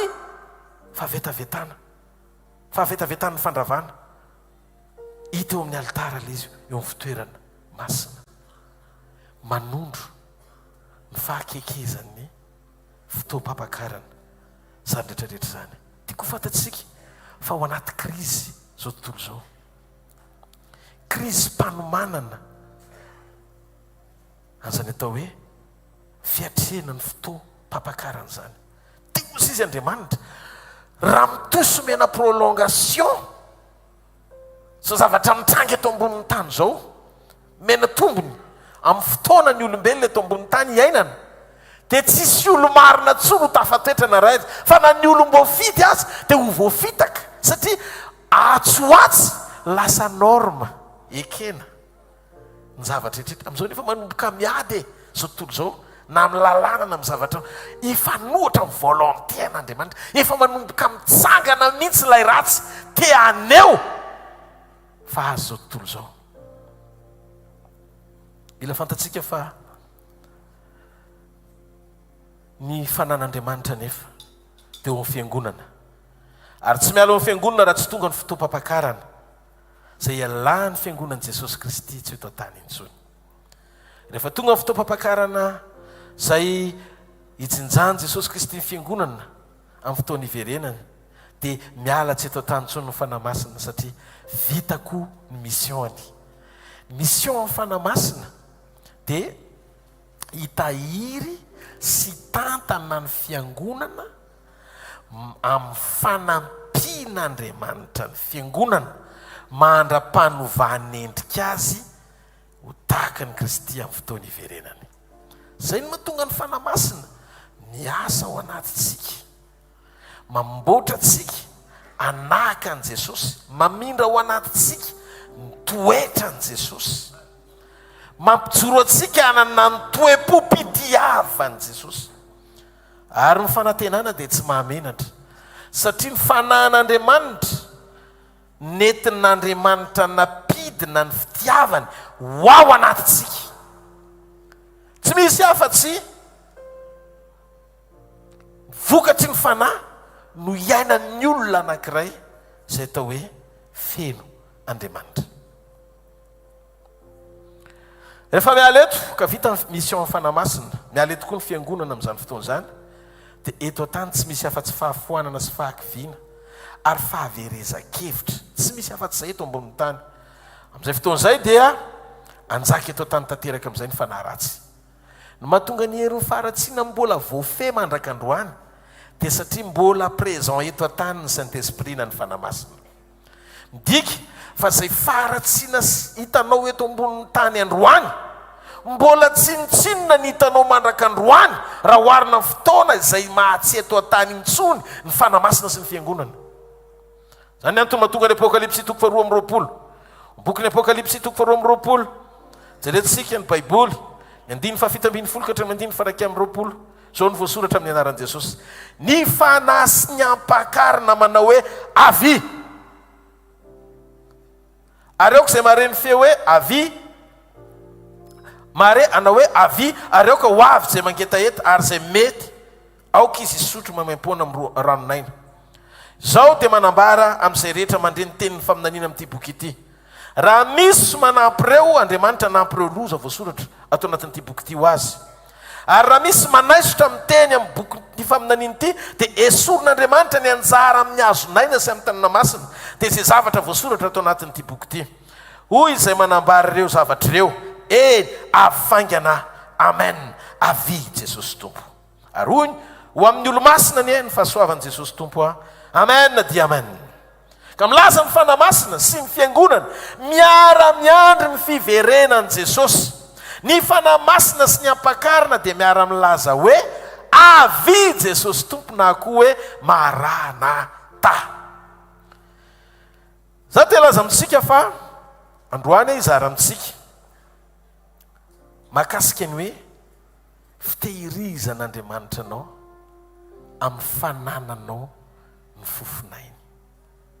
Fitehirizan'Andriamanitra anao amin'ny fanananao ny fofonainy. Ny sofla avy amin'Andriamanitra ny mamelona ny olona. Hitanareo ny inspiration amin'ny teny frantsay, zany hoe ny sofla n'Andriamanitra mitoetra ao anatin'ny olona no ahafahan'ny olona mandray fanambarana avy amin'Andriamanitra. Zao le izy tao amin'ny fofonain'Andriamanitra izay nomen'ny olona na tonga ny vovoka ho tonga olombelona. Rehefa nofofonin'Andriamanitra tamin'ny fofonainy teo ambavorin'ny vovoka izay maka ny endriky ny olona dia tonga olombelona ny olona. Tsika zao raha ohatra ka miresaka mikasika ambony hoe révélation, ny révélation dia tsy inspiration, tsy mitovy ny inspiration sy ny révélation. Ny inspiration dia ilay singa avy amin'Andriamanitra, fiainana avy amin'Andriamanitra hoentin'ny fanahy masina ao anatin'ny olona. Rehefa mamelona ny olona lay teny na le fiainana avy amin'Andriamanitra hoentin'ny fanahy dia tonga révélation ao anatinao le izy. Tiako fantatsika izany fa ny inspiration avy amin'Andriamanitra ny andohan'ny fiainana, mitondra fiainana Andriamanitra tamin'ny alalan'ny fanomezany antsika ny inspiration avy aminy. Ninona zany zavatra miaina hitantsika eto ambonin'ny tany ka olona mbola miaina eto ambonin'ny tany dia tadidio fa mbola misy fiainan'Andriamanitra ny azony ianao mandrak'androany. Ndao ny antsika eritreritry raha vao niala ny fiainan'Andriamanitra teo amin'ny olona dia tokony ho faty ny olona fa tsy velona intsony. Nefa vokatry le fiainana na dia efa niodina aza ny olona dia mbola niazona ny olona tsy ho faty ny fiainan'Andriamanitra. Mbola misy ambony mahatonga anao mbola mijoro eto androany maraina. Ndao ny antsika isaina ny famarinana zao. Hitanareo, Andriamanitra tsy nilina pita fofonaina tamin'ny biby, fa tamin'ny teny dia tanteraka teo amin'ny biby ny fiainana. Fa rehefa namorona ny olona Andriamanitra nila nidina nanisy fofonaina teo amin'ny vovoka vao vita ny olombelona. Ka ny inspiration avy amin'Andriamanitra na ny sofla avy amin'Andriamanitra no fiandoha-piainana. Hitanareo, zay le mahatonga mizara hoe ny zavatra iray dia misy ifandraisany a tamin'izay zavatra namoronan'Andriamanitra azy. Ny teny tamin'ny rano Andriamanitra, oka ny rano isy hazan-drano. Dia zay mahatonga ny hazan-drano raha vao esorina ao anaty rano dia maty. Satria avy amin'ny rano no nipoirany. Rehefa miteny ny Andriamanitra tamin'ny tany, aoka ny tany amoaka ny zava-maitso sy hazo. Raha vao ongotana ny hazo dia malazo satria avy amin'ny tany no nipoirany. Ianao koa dia ohatra izany. Rehefa niteny Andriamanitra, nidin'Andriamanitra na nisy fofonaina taminao dia singa avy amin'Andriamanitra ianao. Dia zay mahatonga ny Jesosy miteny, raha tafasaraka amiko nareo dia tsy mahay manao na inona na inona. Noho izany aza mitady zavatra na inona ivelan'izay zavatra avy amin'i Jesosy ho anao. Ohatra tsika mahita olona anankiray manamboatra seza. Ny olona matoa manamboatra seza dia tsy maintsy inspiré tao anatiny aloha izy. Izany hoe hitany tao amin'ny fanahiny izay zavatra tsy hitany hafa, zay vao namboatra izy. Tahaka izany koa ny fiaramanidina sy zavatra fantatsika rehetra eto ambony tany. Tsy maintsy misy olona inspiré talohan'ireny vao vita ireny zavatra ireny. Ka raha tsy misy zany inspiration voaray dia tsy misy ny fiandohan'ny famoronana zava-baovao. Ao amin'ilay inspiration teraka sy mitsiry ny famoronana zava-baovao. Hitanareo ohatr'izay koa tsika. Andriamanitra matoa napiditra ny fofonainy ao anatsika namboatra tsika olombelona. Dia manana tanjon'Andriamanitra morona olona tahaka ny endriny hiaina tahaka azy hita maso eto ambonin'ny tany. Tsy tanteraka zany ny antom-pisianao raha miala ianao ao anatin'le vision an'Andriamanitra teo ampamoronana na inspiration an'Andriamanitra namorona anao ho tonga any amin'le antom-pisiana ilany ianao. Zay no mahatonga antsika tsy miezaka miala ao anaty fitarihan'Andriamanitra mba hahatonga antsika tsy hivoana amin'izay antom-pisiana ilan'Andriamanitra antsika. Raha mandinitsika amin'ny resaka siansa dia zao hoe misy ny atao hoe respiration. Ny respiration dia ianao mifoka rivotra sy mamoaka rivotra eo amin'ny oronao. Ny respiration zany dia fikambanana hetsika anankiroa. Inspiration mampiditra rivotra, expiration mamoaka rivotra. Ao dia zay ny atao hoe miaina. Zavatra mahavariana dia zao, rehefa amin'ny atandro ny olona dia rehefa miaina ny olona dia mitroka oxygène, dia rehefa mamoaka izy dia mamoaka gaz carbonika. Zany hoe le oxygène mamelona fa le gaz carbonika matoa avoaka tsy ilaina. Ao dia ohatr'izay mihitsy ny fiarahantsika amin'Andriamanitra. Andriamanitra matoa niraisintsika dia nampita zavatra ao anatsika izy. Dia za mahita hoe ny expiration an'Andriamanitra ny lasa inspiration antsika. Zany avy any amin'Andriamanitra le izy no mivoaka dia niraisitsika dia tonga fiainana ao anatsika. Dia hozy izy Zoma 2:20 raisy ny baibolinao anie. Inona ny vokatra ao ambadik'ilay fandraisantsika. Zoma 2:30 ny 9:9 amin'ny anaran'i Jesosy. Kanefa ny fanahy izay ao anatin'ny zanak'olombelona sy ny fofonainy tsy toy no mahaendry azy. Ao anatin'le fofonaina pitain'Andriamanitra ao anatsika io dia mitrokotsika fahatsolotsaina intelligence sy fahendrena sagesse. Ka ny fofon'Andriamanitra zany manome fahendrena sy fahatsolotsaina. Ka ny hoe sofla na fofonaina dia tsy inona fa io le antsoina hoe inspiration avy amin'Andriamanitra. Io le inspiration inspiren'Andriamanitra amin'ny alalan'ny Saint-Esprit ny ao anatinao. Voalohany amaly ny etaetan'Andriamanitra, afeno ny fepetra anahafanao azy amin'le tanjom-pamoronana namoronana anao ho tahaka azy, mba hahafahanao misitraka fahatsolotsaina avy aminy sy fahendrena avy aminy. io fofonaina avy amin'Andriamanitra io manome antsika fiaina sy fahendrena ary manome antsika fahatsolosaina ozy izy amin'ny baiboly. Eto dia mazava araka izany a fa ny inspiration any olona dia ilay avy amin'Andriamanitra nampitaina ao anatin'ny olona. Hitantsika izany amin'ny Genesis 2:7 baiboly dia milaza fa Andriamanitra dia nanisy fofonaina mahavelona teo ambavoron'ny Adama dia tonga olombelona izy midiky fa nitsokako na koa manisy fofonaina dia mamoaka rivotra mi-expire Andriamanitra mamindefo zavatra avy any aminy izy rivotra ao ambavoron'ny Adama avy ao amvavorony avy eo a mitohaka ny Adama izy dia makao amin'ny Adama le rivotra avy amin'Andriamanitra mamelona ny Adama. Zany hoe tsy maintsy avy amin'Andriamanitra le izy vao tonga fiainana ao amin'ny Adama le izy. Ohatray koa ny zava-maitso. Zava-maitso indray nataon'Andriamanitra mifanohatra amin'ny olona. Ny zava-maitso a amin'ny atoandro mamoaka oxygène koa sy diso mamoaka oxygène mifanohatra amin'ny ny olona dia amin'ny alina indray izy mamoaka gaz carbonique. Zany hoe misy zavatra zany ataon'Andriamanitra mifameno eo amin'ilay tontolo misy anao ahasoa ny fiainanao. Zany zao tsy nentinao amam-bavaka fa kajin'Andriamanitra mba hitehirizany ny fiainanao sy ahasoa ny fandalovanao eto ambonin'ny tany. Misy zavatra be dia be reto mitranga eto ambonin'ny tany ary zavatra tsy avy amin'ny fahendren'ny olombelona fa avy amin'ny kajin'Andriamanitra. Tsika matoa miaina ohatr'izao, matoa tsika mijoro ohatr'izao dia tsy tao ambany tsy napetraka Andriamanitra ao anatin'ny fanahitsika ny fiahina ny fiainantsika hatramin'ny farany. Fa Andriamanitra efa mahalala ny mahasoa antsika mialohan'ny fotoana namorony antsika eto ambonin'ny tany satria nataony tomombana mialohany nanamboarana anao ny zavatra rehetra fa tsy hoe vita ianao vao nanao ny zavatra rehetra izy. Noho izany aza mieritreritra sy misaina mihitsy hoe izay zavatra ilainao mbola tsy mitranga ny atonganao iraviravitana sy ho ketraka eo am-panimpona satria tsy tanteraka arak'izay nilana ho azy ny zava-misy.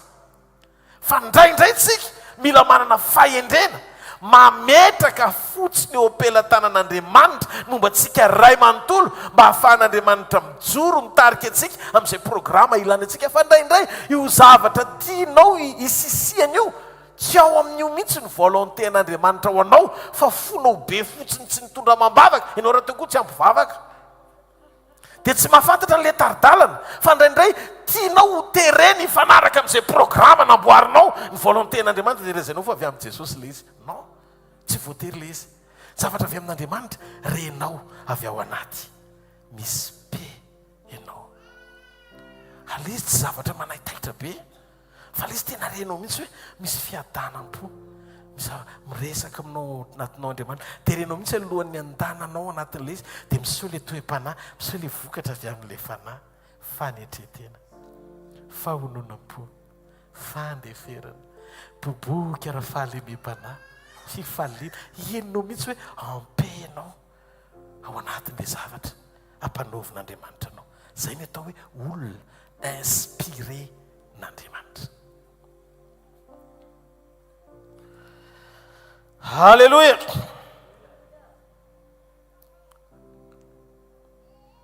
Io le atao hoe inspiration avy amin'Andriamanitra ho atsika.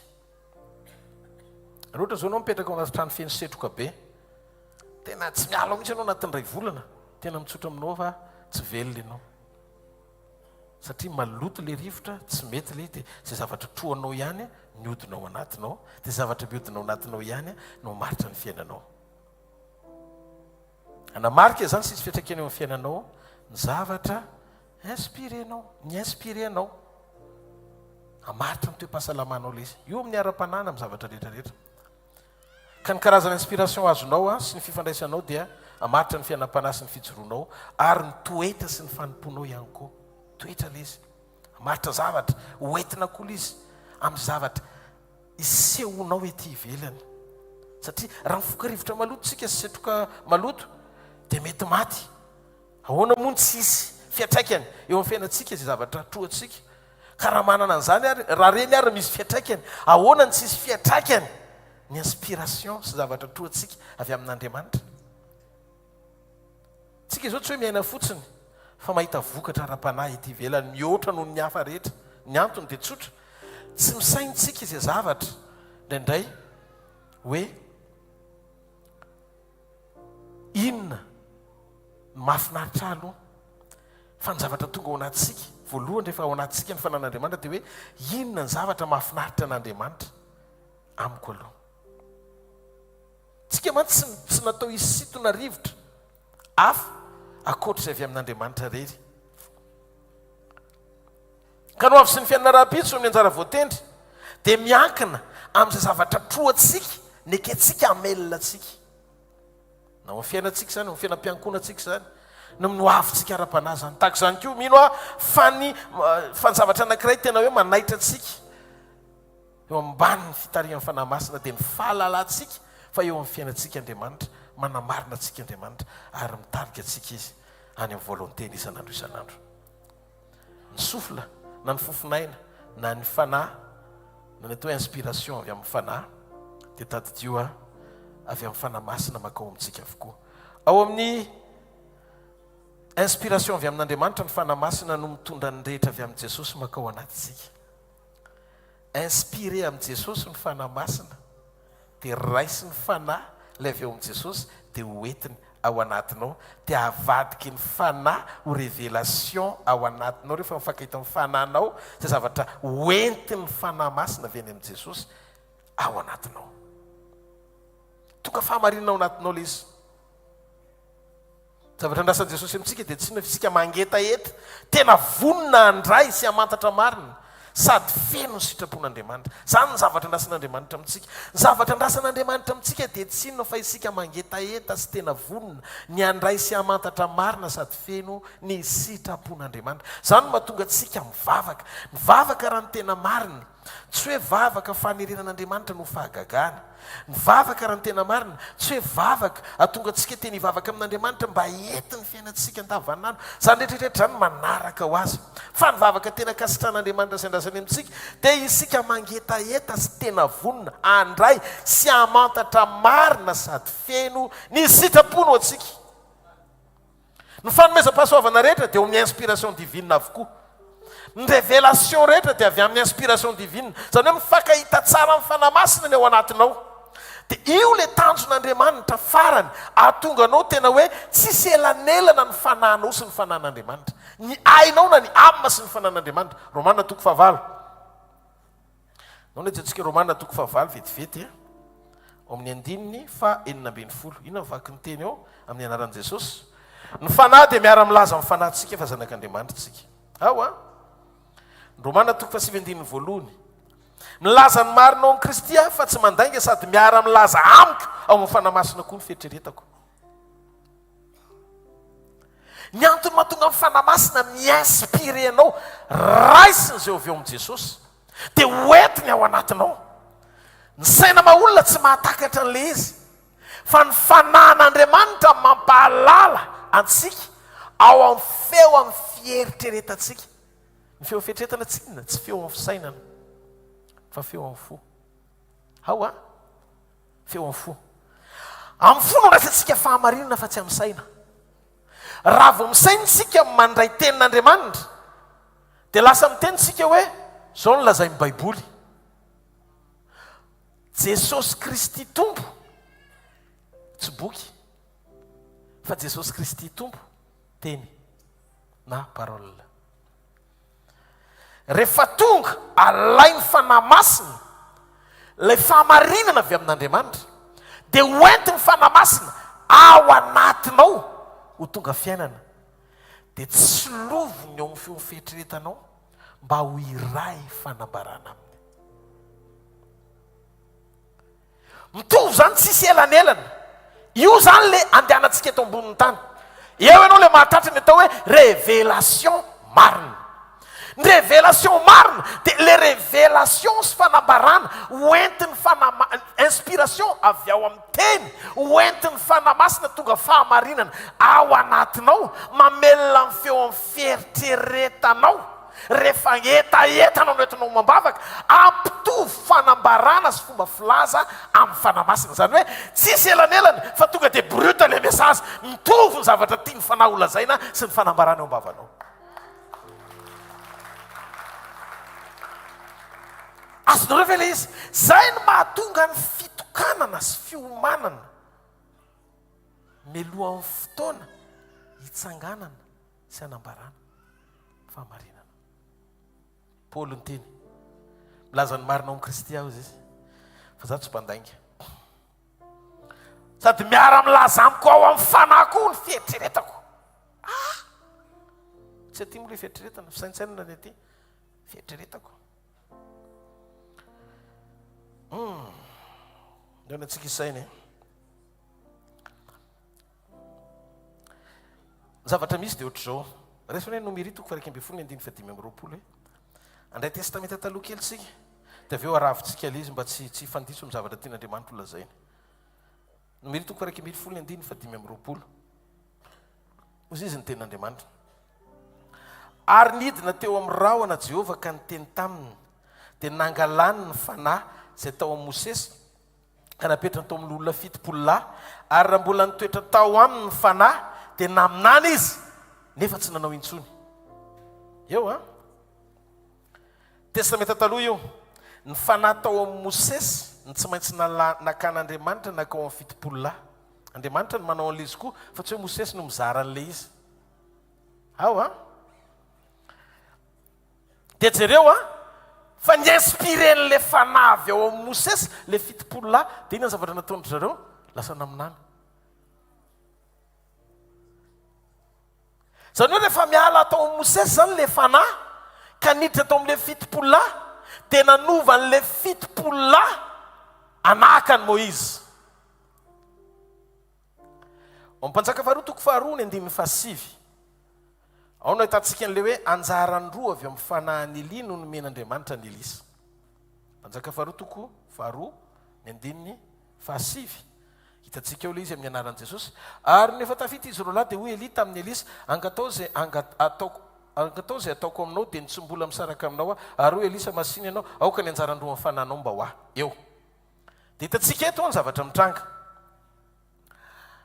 Ny anjarany roa tao amin'ny fanahiny Eli nangatany Elisa. Ny fanahy tao amin'ny Mosesy namena ny 70 manodidina azy testamenta taloha. Fa tsy afa-po Andriamanitra. Tsy afa-po Andriamanitra.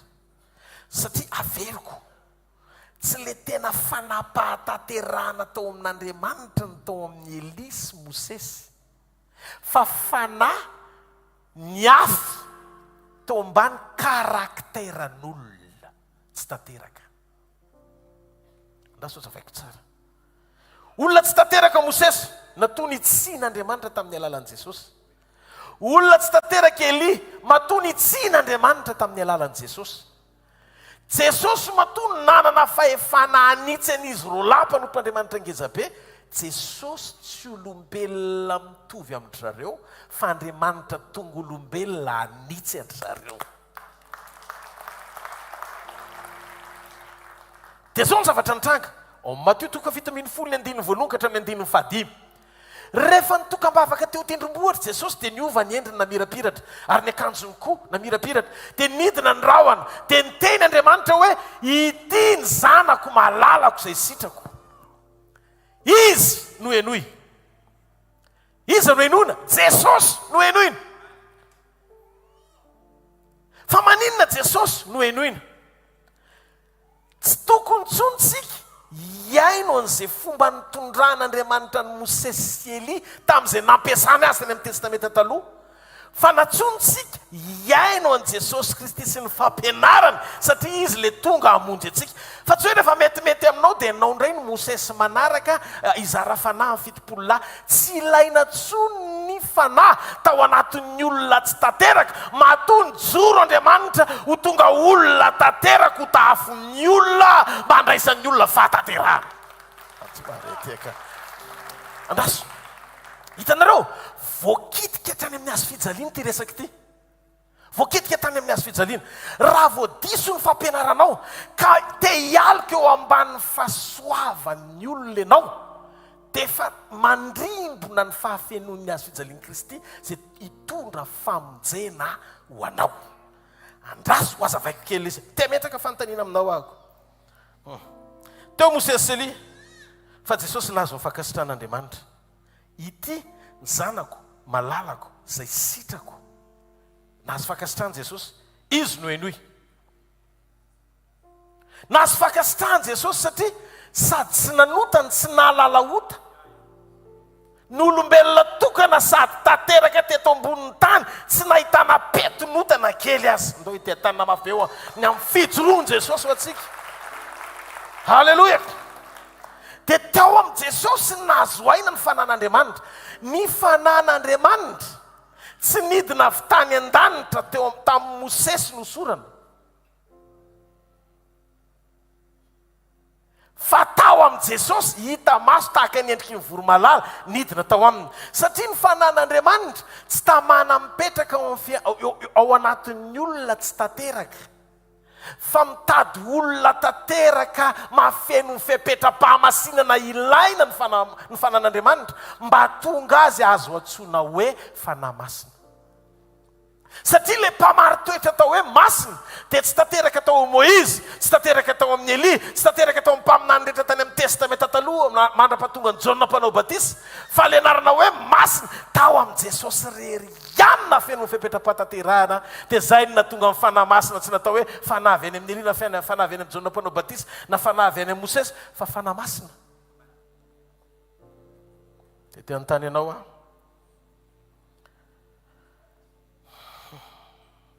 tsika zany tsy miteny avy amin'ny fanahy miasa na inspiré avy amin'ny fanahy miasa teo amin'ny olona nampiasain'Andriamanitra voafetra, fa isika miasa ao amin'ny fanahy masin'Andriamanitra tsy misy fetra no limite avy amin'i Jesosy, ao ambany inspiration an'Andriamanitra tanteraka, fa tsy eo ambany inspiration an'olona na olona nampiasain'Andriamanitra.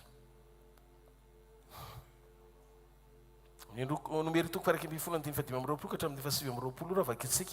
Dia ampitahina amin'ny Ezekela toko fahina amby telopolo andiny fafito amby roapolo vao vakitsika ny Ezekela toko fahina amby telopolo andiny fafito amby roapolo. Dia hoy izy Andriamanitra hoe ary ny fanahiko no ataoko anatinareo, atonga anareo handeha araky ny lalako sy hitandrina ny fitsipoka hanaraka azy. Satria tsy tanteraka tsara tao amin'ny sitrapon'Andriamanitra ny fitondrany Moïse mbola mikianina. Rehefa hoe mahazo atao ve ny zotra, dia hoy izy Andriamanitra hoe non, ny adalanareo mo tonga Mosesy manaiky an'izany, no ny adalanareo. Dikan'izay voakihana Moïse, tonga koa Elia avy any mpianatra ny tena nitatrao afo kely ary Samaria, fa fananinana ny ao anatinareo diso koa zany Elia. Dia ozy izy Andriamanitra hoe ny antony fisian'ny fanahy ao anatin'ny olona, satria tsy mety tanteraka mihitsy ny olona iaina ny sitrapoko amin'ny volonté maha-olombelona, amin'ny sitrapo maha-olombelona eo amin'ny fotsiny, tsy vita amin'ny fiezanao ny afen'ny fipetra. Dia ozy Andriamanitra hoe ho ampidiniko ao anatinao mihitsy parakleto fanahy masina. Ezekela 36:27 azafady. Ny Ezekela 36:27 amin'ny Baiboly miteny, ho vakitsika ilay izy amin'ny anaran'i Jesosy, ary ny fanahiko no ataoko ao anatinareo ka tonga anareo. Io zany ny direktiva, io zany ny antony, io ny tanjon'Andriamanitra amin'ny andatsahan'ny fanahy ao anatsika. Atonga anareo andeha araka ny fitsipoko, andeha araka ny lalako sy hitandrina ny fitsipoko anaraka azy. Zany hoe tsy anareo intsony no hitondra anareo, fa izy no hitarika anareo anatanteraka ny sitrapoko, atonga ny volontéako, tonga volonté anareo amin'ny alalan'ny fiombonanareo aminy. Fanahy masina io. Io le fiainana velomon'ny fanahy masina. Io le fiainana hitondran'ny fanahy masina antsika anahaka an'izy amin'ny teny anglisy, just like Jesus. Tena hitovy amin'i Jesosy tanteraka.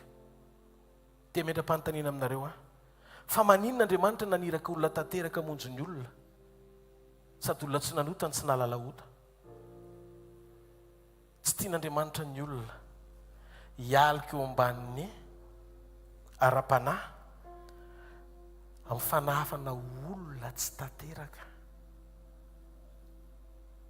Feno fipetra-pahatanterana tao amin'i Jesosy. Dia izy ary ny olona anankiray tanteraka noho Jesosy ka afaka andrimbona ny azo fijaliany Jesosy namonjy antsika.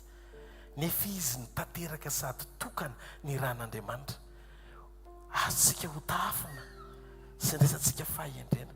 Raha misy olona mijoro eo aminareo ny azon'izay olona izay atao manambara an'i Jesosy sy mampiapita izay fahatsarana avy amin'i Jesosy voarainy, mba hisy ho tafina kely ahitana taratra an'izany vanao.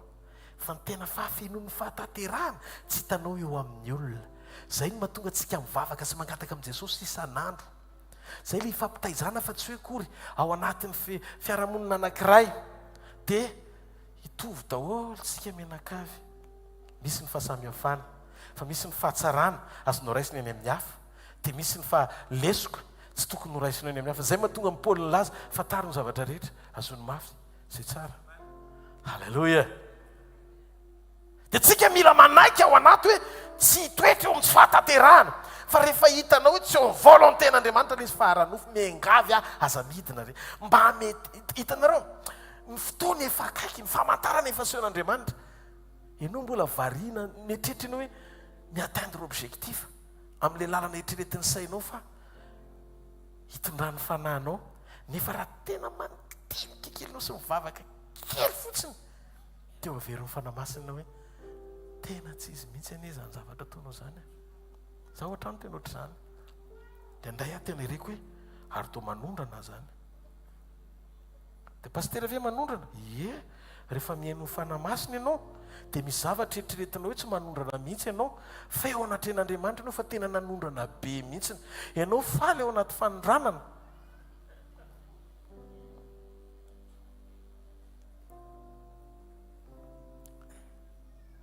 Tena niteny tamin'ny vadiko, tena ohatrany tsy mety ny zavatra ataoko izany izy. Eto mbavaka aho malaky, eto mbavaka malaky, satria rehefa tavela eto aho tena ohatrany tsy mety amiko izany. Le inspiration tsy avy amin'ny école na université, fa inspiration avy amin'ny fanamasina. Raisina avy eo amin'i Jesosy le izy dia mitondra sy mitarika anao parakletos. Ary rehefa inspiré ny fanamasina tsika dia soloany tena amin'izay, soloany tena amin'izay. Io ny tanjona farany. Afaka isy olona ve androso ao amin'ny fanahy dia soloany vavy ianao.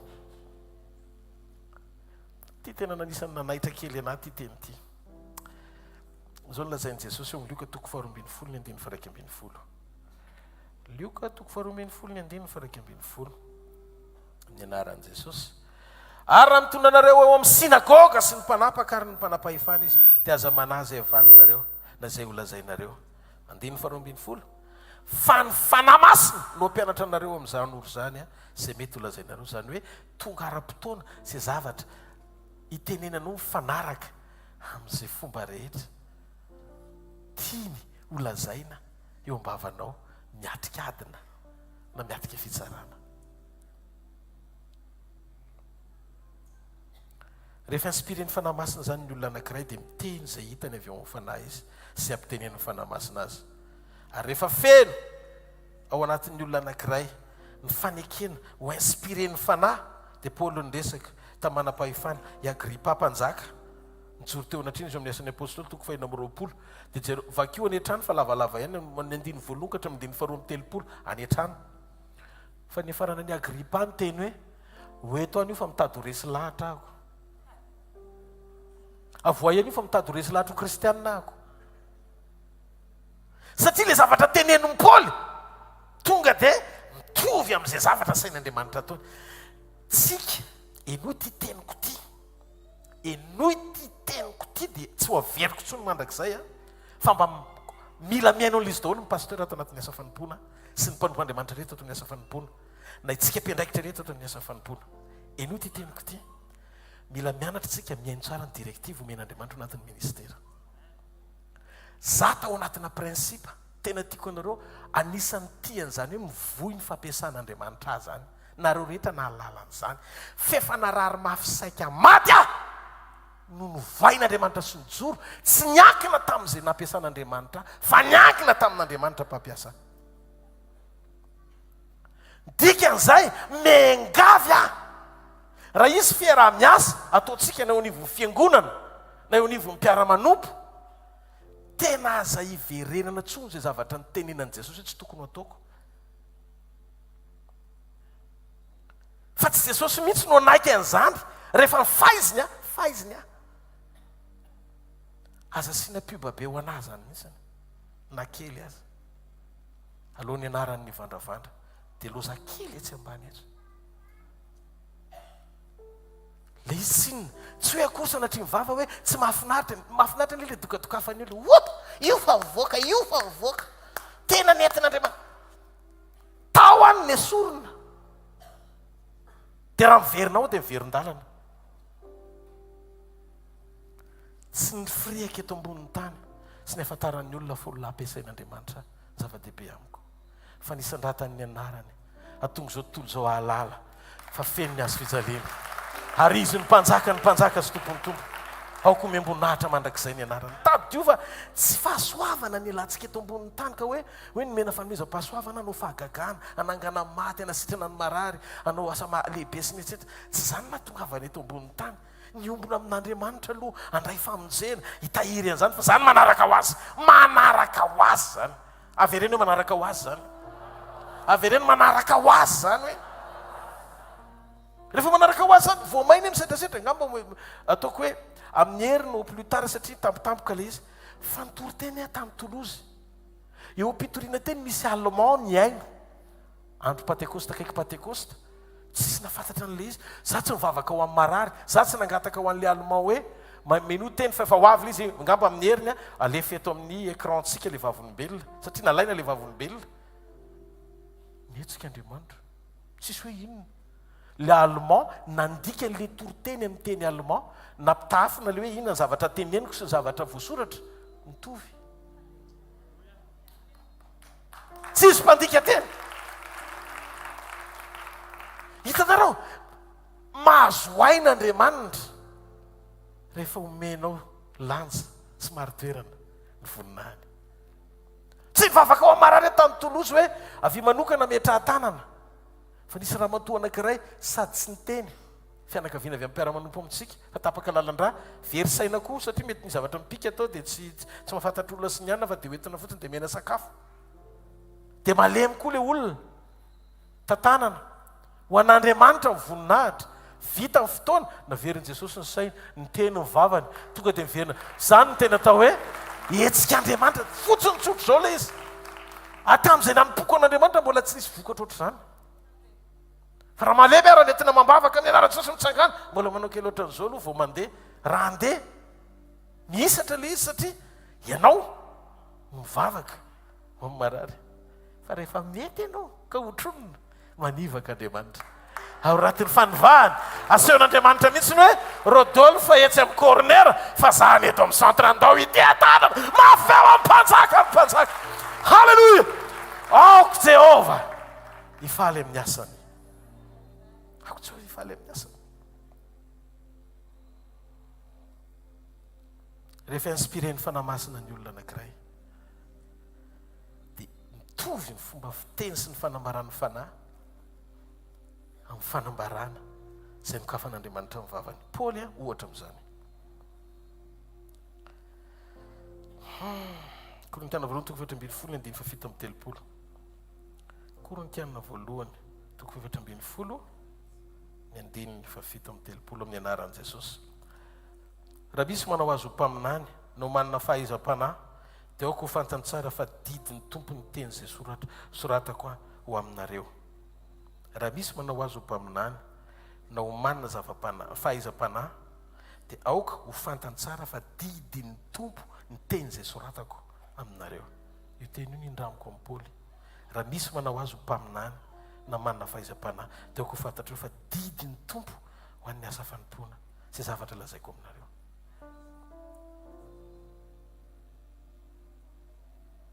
ka ny inspiration avy amin'Andriamanitra dia manome antsika fa tsy lotsaina sy fahendrena mihoatra satria avy amin'Andriamanitra le sadraka miasaka sy apetana koa miainga avy amin'ny teny izy dia nijoro izy telo mirahalahy inspireny fanahy masina izy tonga amin'ny fotoana ekofana amin'ny sarolona volamena nijoro izy satria feno ao anatiny izay zavatra nijorony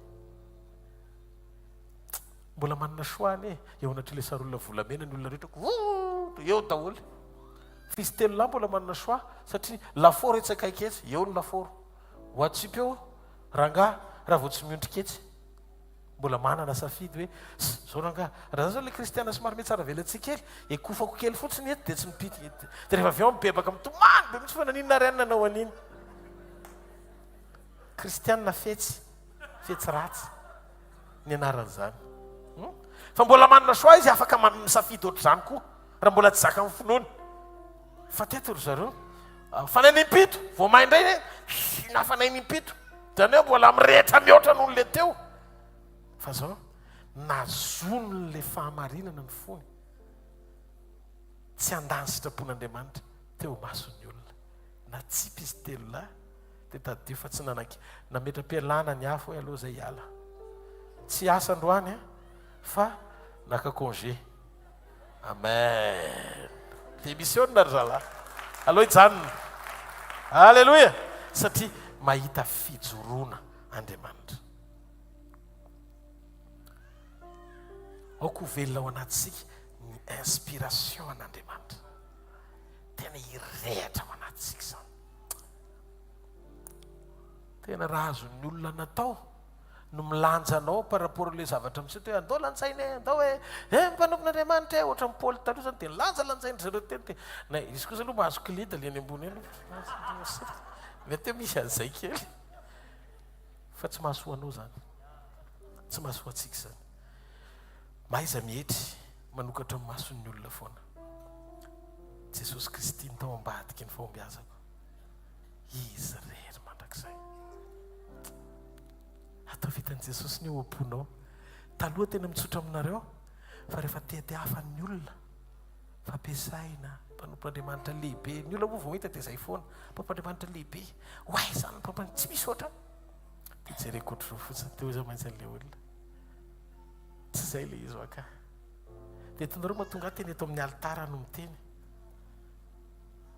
tena lasa tsy ankafiziko tsony le izy tsy ankafiziko intsony zay ataony Jesosy io dia ataony rehefa manao izy dia manao rehefa tsy manao izy tsy miseho aho hoe manao izy fa inaka hoe motivation ato anatiko ka tiako anehoana fa manao izy nefa tsy nanao ninina izy ina motivation ato anatiko na itoriteny io aza tsy miezaka any aneo amin'ny olona fa mahay mitoriteny satria ny azo fahalalana tsara sy ny ratsy a rehefa voafitaka damaseva hanana ny satana fahefana milena lalina anao ny fampianaran'ny diso raha tsy mitandriny ianao na mety tsy fampianaran'ny diso koa no ataonao fa tsisy fiatraikany satria tsy vokatry ny fo inspiré ny saint esprit tanteraka ohatra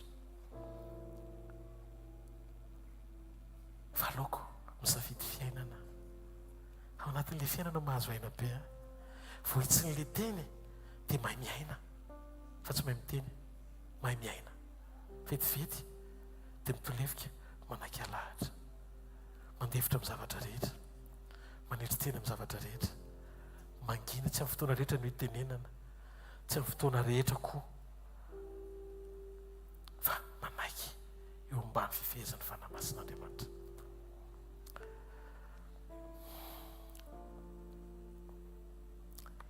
io inspiration io misy karazany anankitelo misy atao inspiration personnelle nasone ny inspiration personnelle dia teraka avy amin'ny zavatra ny lalovanao tendaony misy ira fiderana indraindray fironona le izy inspiration personnelle fa hoentin'ny fanamasiny no hiverina any amin'izay zavatra nitondrany anao eo ampanoratana dia misy ny ira fiderana sy fiankofana tsy voatery hoe inspiration divine le izy fa personnelle le izy fa no entin'ny saint esprit tamin'izay zavatra ny lalovanao ianao dia no nasainy nanoratra mba ahafahan'ny hafa mandray fampahirezana avy amin'izany vokatry ny zavatra mitranga ny sedra sy ny tonikiranao zany ny zavatra ny ainanao zany hoe manambara ny témoignage na vavolombelonao amin'izay adina treanao na voadonanao na lavona sy ny rehetrarehetra lasa hira le izy tantaraina mampahery le izy tsy hoe ratsy akory fa mila fantatra le izy hoe inspiré ny fanahy ianao fa personnellement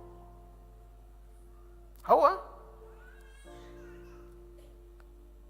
fa zao io inspiration personnelle io aza hoentina any anaty asa fanompona ohatra hoe rehefa tonga ianao dia lasa iny motive anao aza vela ho vadika motivation ny inspiration personnelle fa lasa ampiasainy devoly ianao ezekely toko fatelo ambin'ny folo ny andininy fahatelo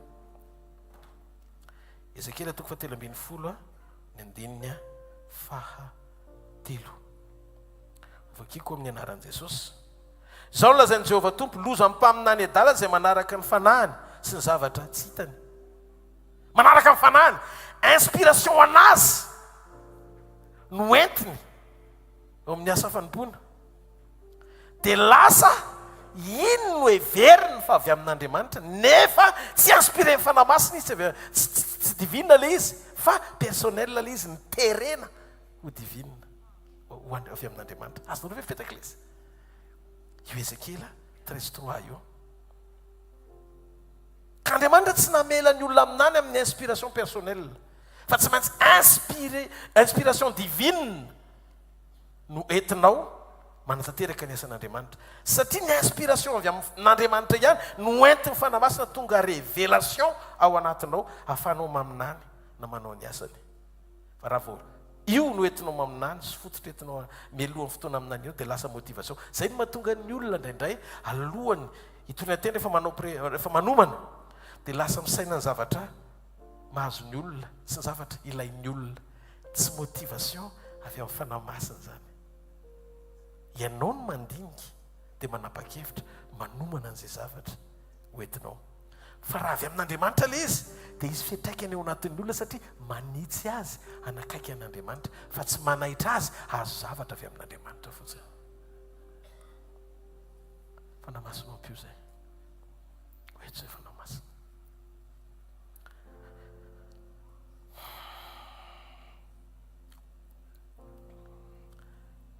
faharoa dia fahatelo farany ny inspiration avy amin'ny hafa tsika koa rehefa manompo an'Andriamanitra dia mila mitandrina fa ilaintsika inspiré avy amin'ny zavatra ampiasan'Andriamanitra ny hafa fa tsy manao copie ny hafa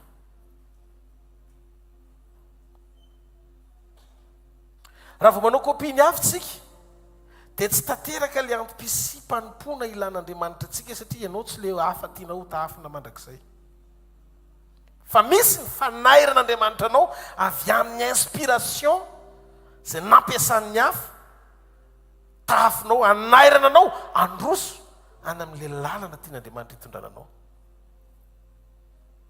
satria tsy voatery avy amin'ny inspiration ny hafa misehony eo amin'ny fiainanao fa misy fotoana izy mampiasa olona ihany koa anokatra anao fa tsy iny akory no efa rahanao tovy amenna moa tadidio fa tsy misy akoatra ny fanananao fiombonana amin'Andriamanitra averiko communion amin'Andriamanitra tandremo rehefa ampy communion amin'Andriamanitra ny olona dia manana fahefan'Andriamanitra hibetsika amin'ny olona hanambara zava-miafina aminy aza misasatra eo ampanompoana teo mpanompo mahatoky fa miaina mandrosoa amin'ny fahatokiana iaina toy ny mpanompo iaina ho mpanompo azafady mahatoky mila fidailitsika amin'Andriamanitra fahatelo farany ny inspiration satanika ny inspiration satanika Jona 13:2 raha vakina amin'ny teny frantsay dia hoe inspiré ny satana izy andeha ambadika an'i Jesosy ndraisiny le mofo dia mieritreritra dia jereo sa izy nanatsoboka atao amin'ny kopony Jesosy dia ninana taminy nefa tsy tia azy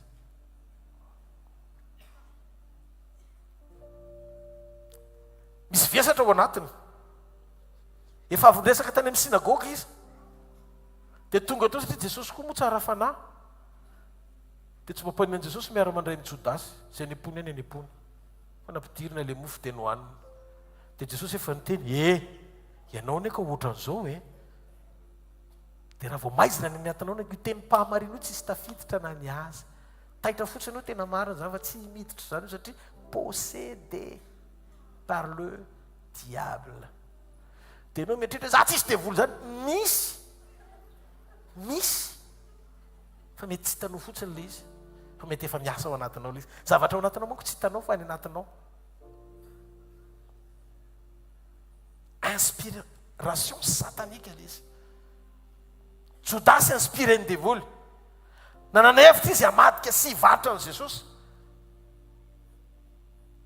dia hivolo izy Jesosy no mampiasa azy dia zay mahatonga atsika mila mitandrina amin'ny mozika io mozika enonao io fantatra hoe inspiration avy aizy no ambadika io fa tsy hoe nareo koa terisaina efa mpanompoandriamanitra dia tsy mahazo mihira an'izao tontolo izao inona ny inspiration namoronany olona n'io hira io fa ambadiky ny hira zay faniopiankofana dia apiditra n'le fanao ambadiky le tonikirany devoly apiapita lizy any anatinao moramora.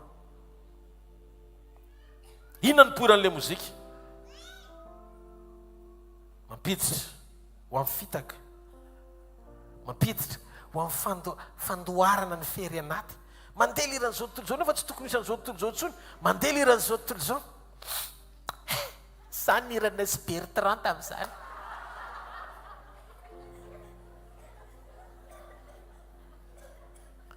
Dia milelalela be mihitsy ny antatiana ry mba manova ny inspiration anao. Hira izay mandoaka ny fery anaty. Ny anao le fery loharana foana satria nahoana zavatra hafa ny tianao inspiré anao. Raha vo hira tsy mampandroso ny fiainam-pananao fa mampietsiketsi-posy mampisentosento anao. Tsaroako le teo ambody coco.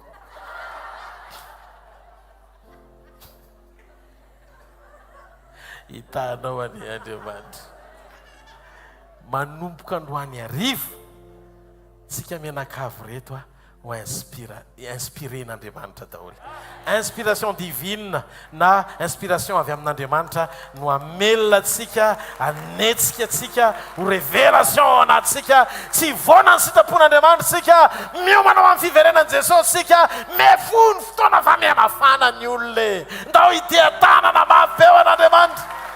Asadino fa any aparany ny marina dia marina trano, ny masina dia masina trano. Kiondalana zao tsy hovanao fotsony fa izoranao any amin'ilay fandresen-dahatra efa nisafidinao satria ho avy Jesosy. Mitsangana amin'ny toerana misy anao, hofafiany amin'ny lanitra ny tanantsika dia andaontsika isotran'Andriamanitra amin'ny fotsika manontolo. Saora azy dia makasitra azy amin'ny fonao rehetra. Makasitraka Tompo, misaotra Tompo. Misaotra ny amin'ny fitiavana, misaotra ny amin'ny teny, misaotra ny amin'ny hafatra, misaotra amin'ny zavatra rehetra. Misaotra ny amin'ny famanginao anay ato anatinay. Misaotra amin'ny zavatra tsara be be izay atobaka ao anivon'ny ministera sy ny fanompoana. Izoranay amin'ny teny tsisy kilema sy ny fahamarinana. Ampijoroanao anay misitraponao marina. Ho fiangonana tsy misy ketrona na pentina izay Andriamanitra amin'ny fotoam-pamerenana anao. Anay eo aminao eny amin'ny raha malanitra fotoana iverenanao. Dia aoka ny fahamarinana napaka ao anatinay amin'ny anaran'i Jesosy. Amen. Mazoto tena vetivety anao fanatritsika sy filazana ao anatin'ny fotoana foy tapitra izay dia hiverina hiara hivavaka isika. Amen. Alleluia.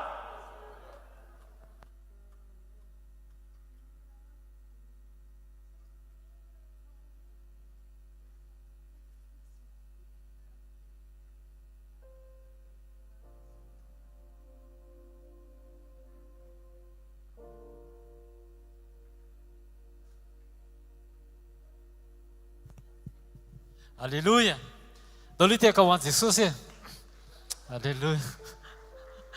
Tainy Jesosy daholo izay ny fotoanantsika isaky ny zoma hariva ohatran'izay manomboka amin'ny 4 eto amin'ny tranopokon'olona Analakely. Rapitso sabotsy. Rapitso sabotsy manomboka amin'ny 7 maraina eto amin'ny tranopokon'olona Analakely. Fotoam-piombonana. Fotoam-piombonana irahantsika mandray fanasan'ny Tompo Andriamanitra manasa Jesosy no hoanina dia eto koa izy tongava. Amen. Tongava andaontsika andray teny fahamarinana, andao iombona amin'ny Jesosy fa sitrapon'Andriamanitra izany ary atonga antsika ho tanteraka amin'ny fotoana izay ihany ianao ny trompetra izany rehetrarehetra izany. Alleluia. Amin'ny herinandro tsy miova ny fotoana latsinainy, talata, alarobia, fotoana ny sekoly. Latsinainy manokana dia sekoly famahana olana. Tsisy mamenatra mandeha mamonjy sekoly, sao dia hoe hitan'ny olona hoe oay, zakay be olana be, tsisy mahafantatra fa samy mandray tenintsika. Amen. Mety hoe misy olana ianao afaka tonga dia eo Jesosy miteny dia mivany olana. Fa mety hoe tsisy olana koa fiainanao fa mandray teny ahafahantsika mitahiry an'ilay fiainana ary mba ahafahantsika mahay hoe ohatrany ahoana ny fomba fiainantsika tokony hananana ahatonga an'ilay olana ho mora miva raha sendra mandalo olana ao aoriana kely. Alleluia. Talata sekoly fanasitranana tongava ihany koa amin'ny 7 hatramin'ny 9 sasany ao ambony super U Analakely.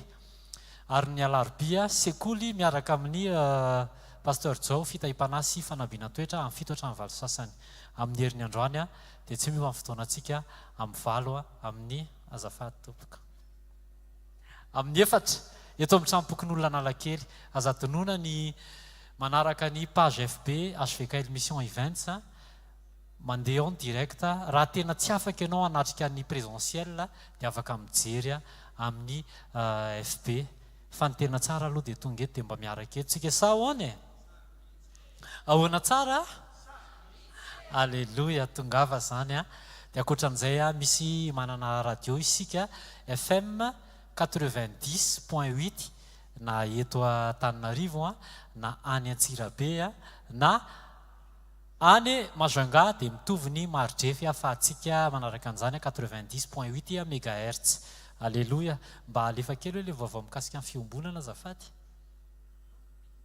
Ciao. Aware. Fianaratsoa amin'ny mois de juin, en mois de juin mila miomantsika en mois de juin misy croisade fiombonana. Irahantsika amin'ireo fiangonana maro be izay ny akaiky indrindra dia izay aloha no tenenina. Dia mila miomana ny amin'ny fandehanana makany eo amin'ny 5 jours eo ilay izy io 26, 27, 28, 29, 30 juin ho an'ny Fianaratsoa. Amin'ny 29, 30, 31 août dia 1er septembre any Mahitsa indray tsika croisade fiombonana. 19, 20, 21, 22 septembre any Antsirabe.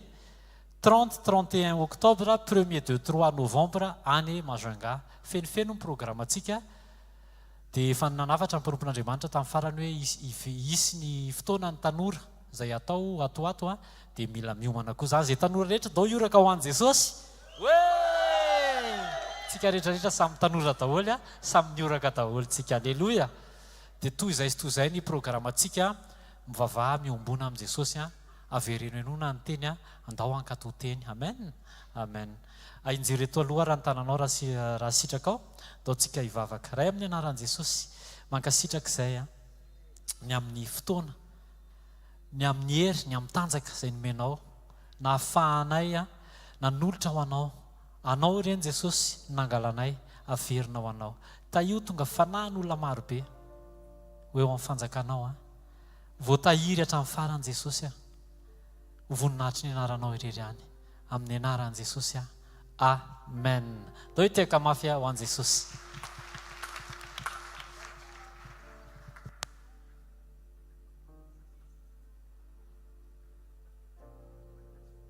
Alleluia. Daotsika hitsangana isotran'Andriamanitra ny fotsika manontolo.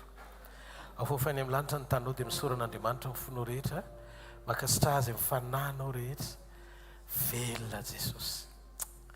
Jesosy io tonga izay manantona anao andro any hariva. Tonga izay mitondra ny fonay ny ao anatiny rehetra manaiky ny fiandriananao. Manaiky ny fiandriananao izay, manaiky ny fahatsaranao izay. Manaiky fahenao ilay izy hatretraika ho mandrakizay. Tsy ho mbavanay fotsiny ny tenenanay fa ho anao rery ny voninahitra mandrakizay. Fa amin'ny ataonay, amin'ny toeponay, amin'ny ao anatinay lalina raha iso anao tanteraka Jesosy. Ny voninahitra ny amin'ny fiainanay na amin'ny saina na amin'ny fieritreretana na amin'ny fo ho anao mandrakizay zany. Misaotra amin'ity takarivo ity fenao l'Andriamanitra marina mahatoky feno voninahitra manatanteraka ny zavatra rehetra araka ny planina sy ny sitraponao amin'ny fiangonana. Oka ny tsiray avy izay tonga eto Jesosy anapahatsapana kasika avy aminao, anapahatsapana hery avy aminao, anapahatsapana fiombonana sy firaisana avy aminao. Dia aoka izay zavatra rehetra tsy nambolenao araka ny teninao hoe izay tsy nambolen'ny raiko dia ongotako. Tsy olona ny anongotra azy Andriamanitra fa ianao ny anongotra an'izany. Araka ny famarina ny teninao doko révélation tena marina eto amin'ity toerana ity zany. Tompo Jesosy io raiso anao malalaka ny olona tsiray avy izay tonga eto ka hampiasa amin'ny fony te handray ny kasika aho. Raiso ny kasika Andriamanitra androany. No ny fiainanao manokana amin'izay fiainam-panahy mbola enonao hoe mitady iseho anaty ady azadiny fa tsy ezakao ny hanafaka anao fa ny fanekenao fotsiny ny fanan'Andriamanitra hiasa ao anatinao. Vainy, hitahotany esoriny zay zavatra tsy araka ny sitrapony mba tonga anao ilay ho endriky ny fahatanterahany hita maso eto ambonin'ny tany tsy natao hifikiritsika amin'izay endrika tsara hitondrany atsika na amin'izay zavatra rehetra hanovany ny fiainantsika amin'izay moyens ny fitaovana omen'Andriamanitra fa natao hifikiritsika amin'ilay mpanome sy fototry ny zavatra rehetra izy ny Jesosy avy any Nazareta ataovy misy tombony ho fanjakany ny fahafahanao raha salamy ianao ka omen'Andriamanitra fanasitranao anatin'io aretiny io anompoy an'Andriamanitra zany sokafo ny vavanao dia manova fanekena amin'Andriamanitra manova fanekena amin'Andriamanitra za Andriamanitra tena nompo anao sokafo ny vavanao vavah sokafo ny vavanao teneno Andriamanitra afao Andriamanitra nao anatin'le ady sarotra na le olana na le aretina na le fanaintainana na le ady atrehanao io teneno Andriamanitra ianao ny ilaiko Andriamanitra ianao ny fahafenonao ny iriko ny fiainako hoeto hovay ny foko hovay momba rehetra ifanaraka amin'izany teninao inspiré ho afana masina amin'ny alala ny fiasanao mahery meo révélation mba hisokafa ny saiko sy ny foko ifandray tanteraka amin'ny tenim-pahamarinanao araneny ny trompetra tompo dia andreanao andre ny feon'ny trompetra sy ny feonaraka anjelin'Andriamanitra na ho andro na ho alina na rehefa avy eo na ho rapitso maraina amin'ny fotoana rehetra fizay no andrasako Andriamanitra sotra amin'ity maraina ity sotra amin'ity takarivo ity ny amin'ny asanao mahagaga eo amin'ny fiainako voninahitra ny eo an'ilay mpanasitrana sorazy amin'ny fanasitranana sorazy ny amin'ny fanafahana sorazy amin'ny zavatra rehetra izay tanterahany efa manomboka mihetsika Andriamanitra manao ny asany amin'ny fomba tsy takatry ny saina izy mino fa tsy tahaka ny idiranao teto ny voanao eto ary manana fanantenana fa ilay Andriamanitra velona izay miaina sy manatanteraka ny sitrapony eto anivontsika dia miasa ao anatintsika izy Jesosy Kristy tarorinany fitsanganany tsy niteny izy hoe nitsangana fa izy hoe velona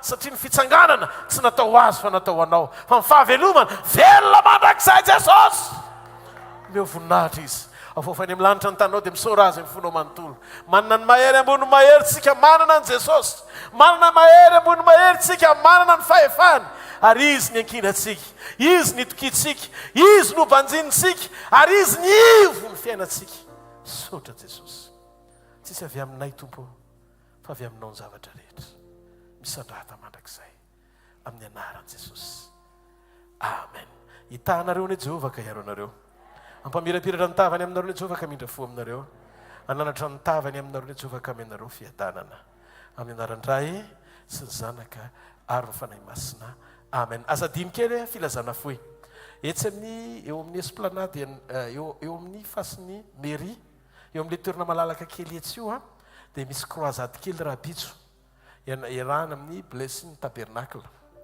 zay iarahana amin'ny pasteur Andrira dia raha afaka ianao tongeny dia tongava rabitso maraina fa isy fotoana sy fizarana ten'Andriamanitra iny zay anasana antsika ao anatin'ny invité spécial moa ny fiantsony pasteur ao anatin'le izy dia fa tsy hoe misy zavatra spécial zany fa dia mitovy daholo ihany fa iny zany ny rendez-vous antsika ao anatin'ny fotoam-pivoriana aorinan'ny fandraisana amin'ny fanasan'ny tompo etsy amin'ny esplanade io en face ny commune tranon'ny commune angezabe io dia tany toerana malalaka kely eo io dia eo ny fotoana hitoriana ny filazantsara raha pitso maraina ohatra ny fitoriana ny filazantsara efa nataontsika hatramin'izay ny maraina ny fotoanantsika eny aoriana ny fivoriana eto amin'ny fito maraintsika eto fandraisana amin'ny fanasan'ny tompo rava ny fandraisana amin'ny fanasan'ny tompo makeny ndraytsika mitodododo manatanteraka an'izay asa fitoriana ny filazantsara zay dia samy hotain'Andriamanitra tsikitsikino akaikinao fahasoavan'Andriamanitra matoy izao anao hoe Andriamanitra matoy izao anao fahasoavan'Andriamanitra matoy izao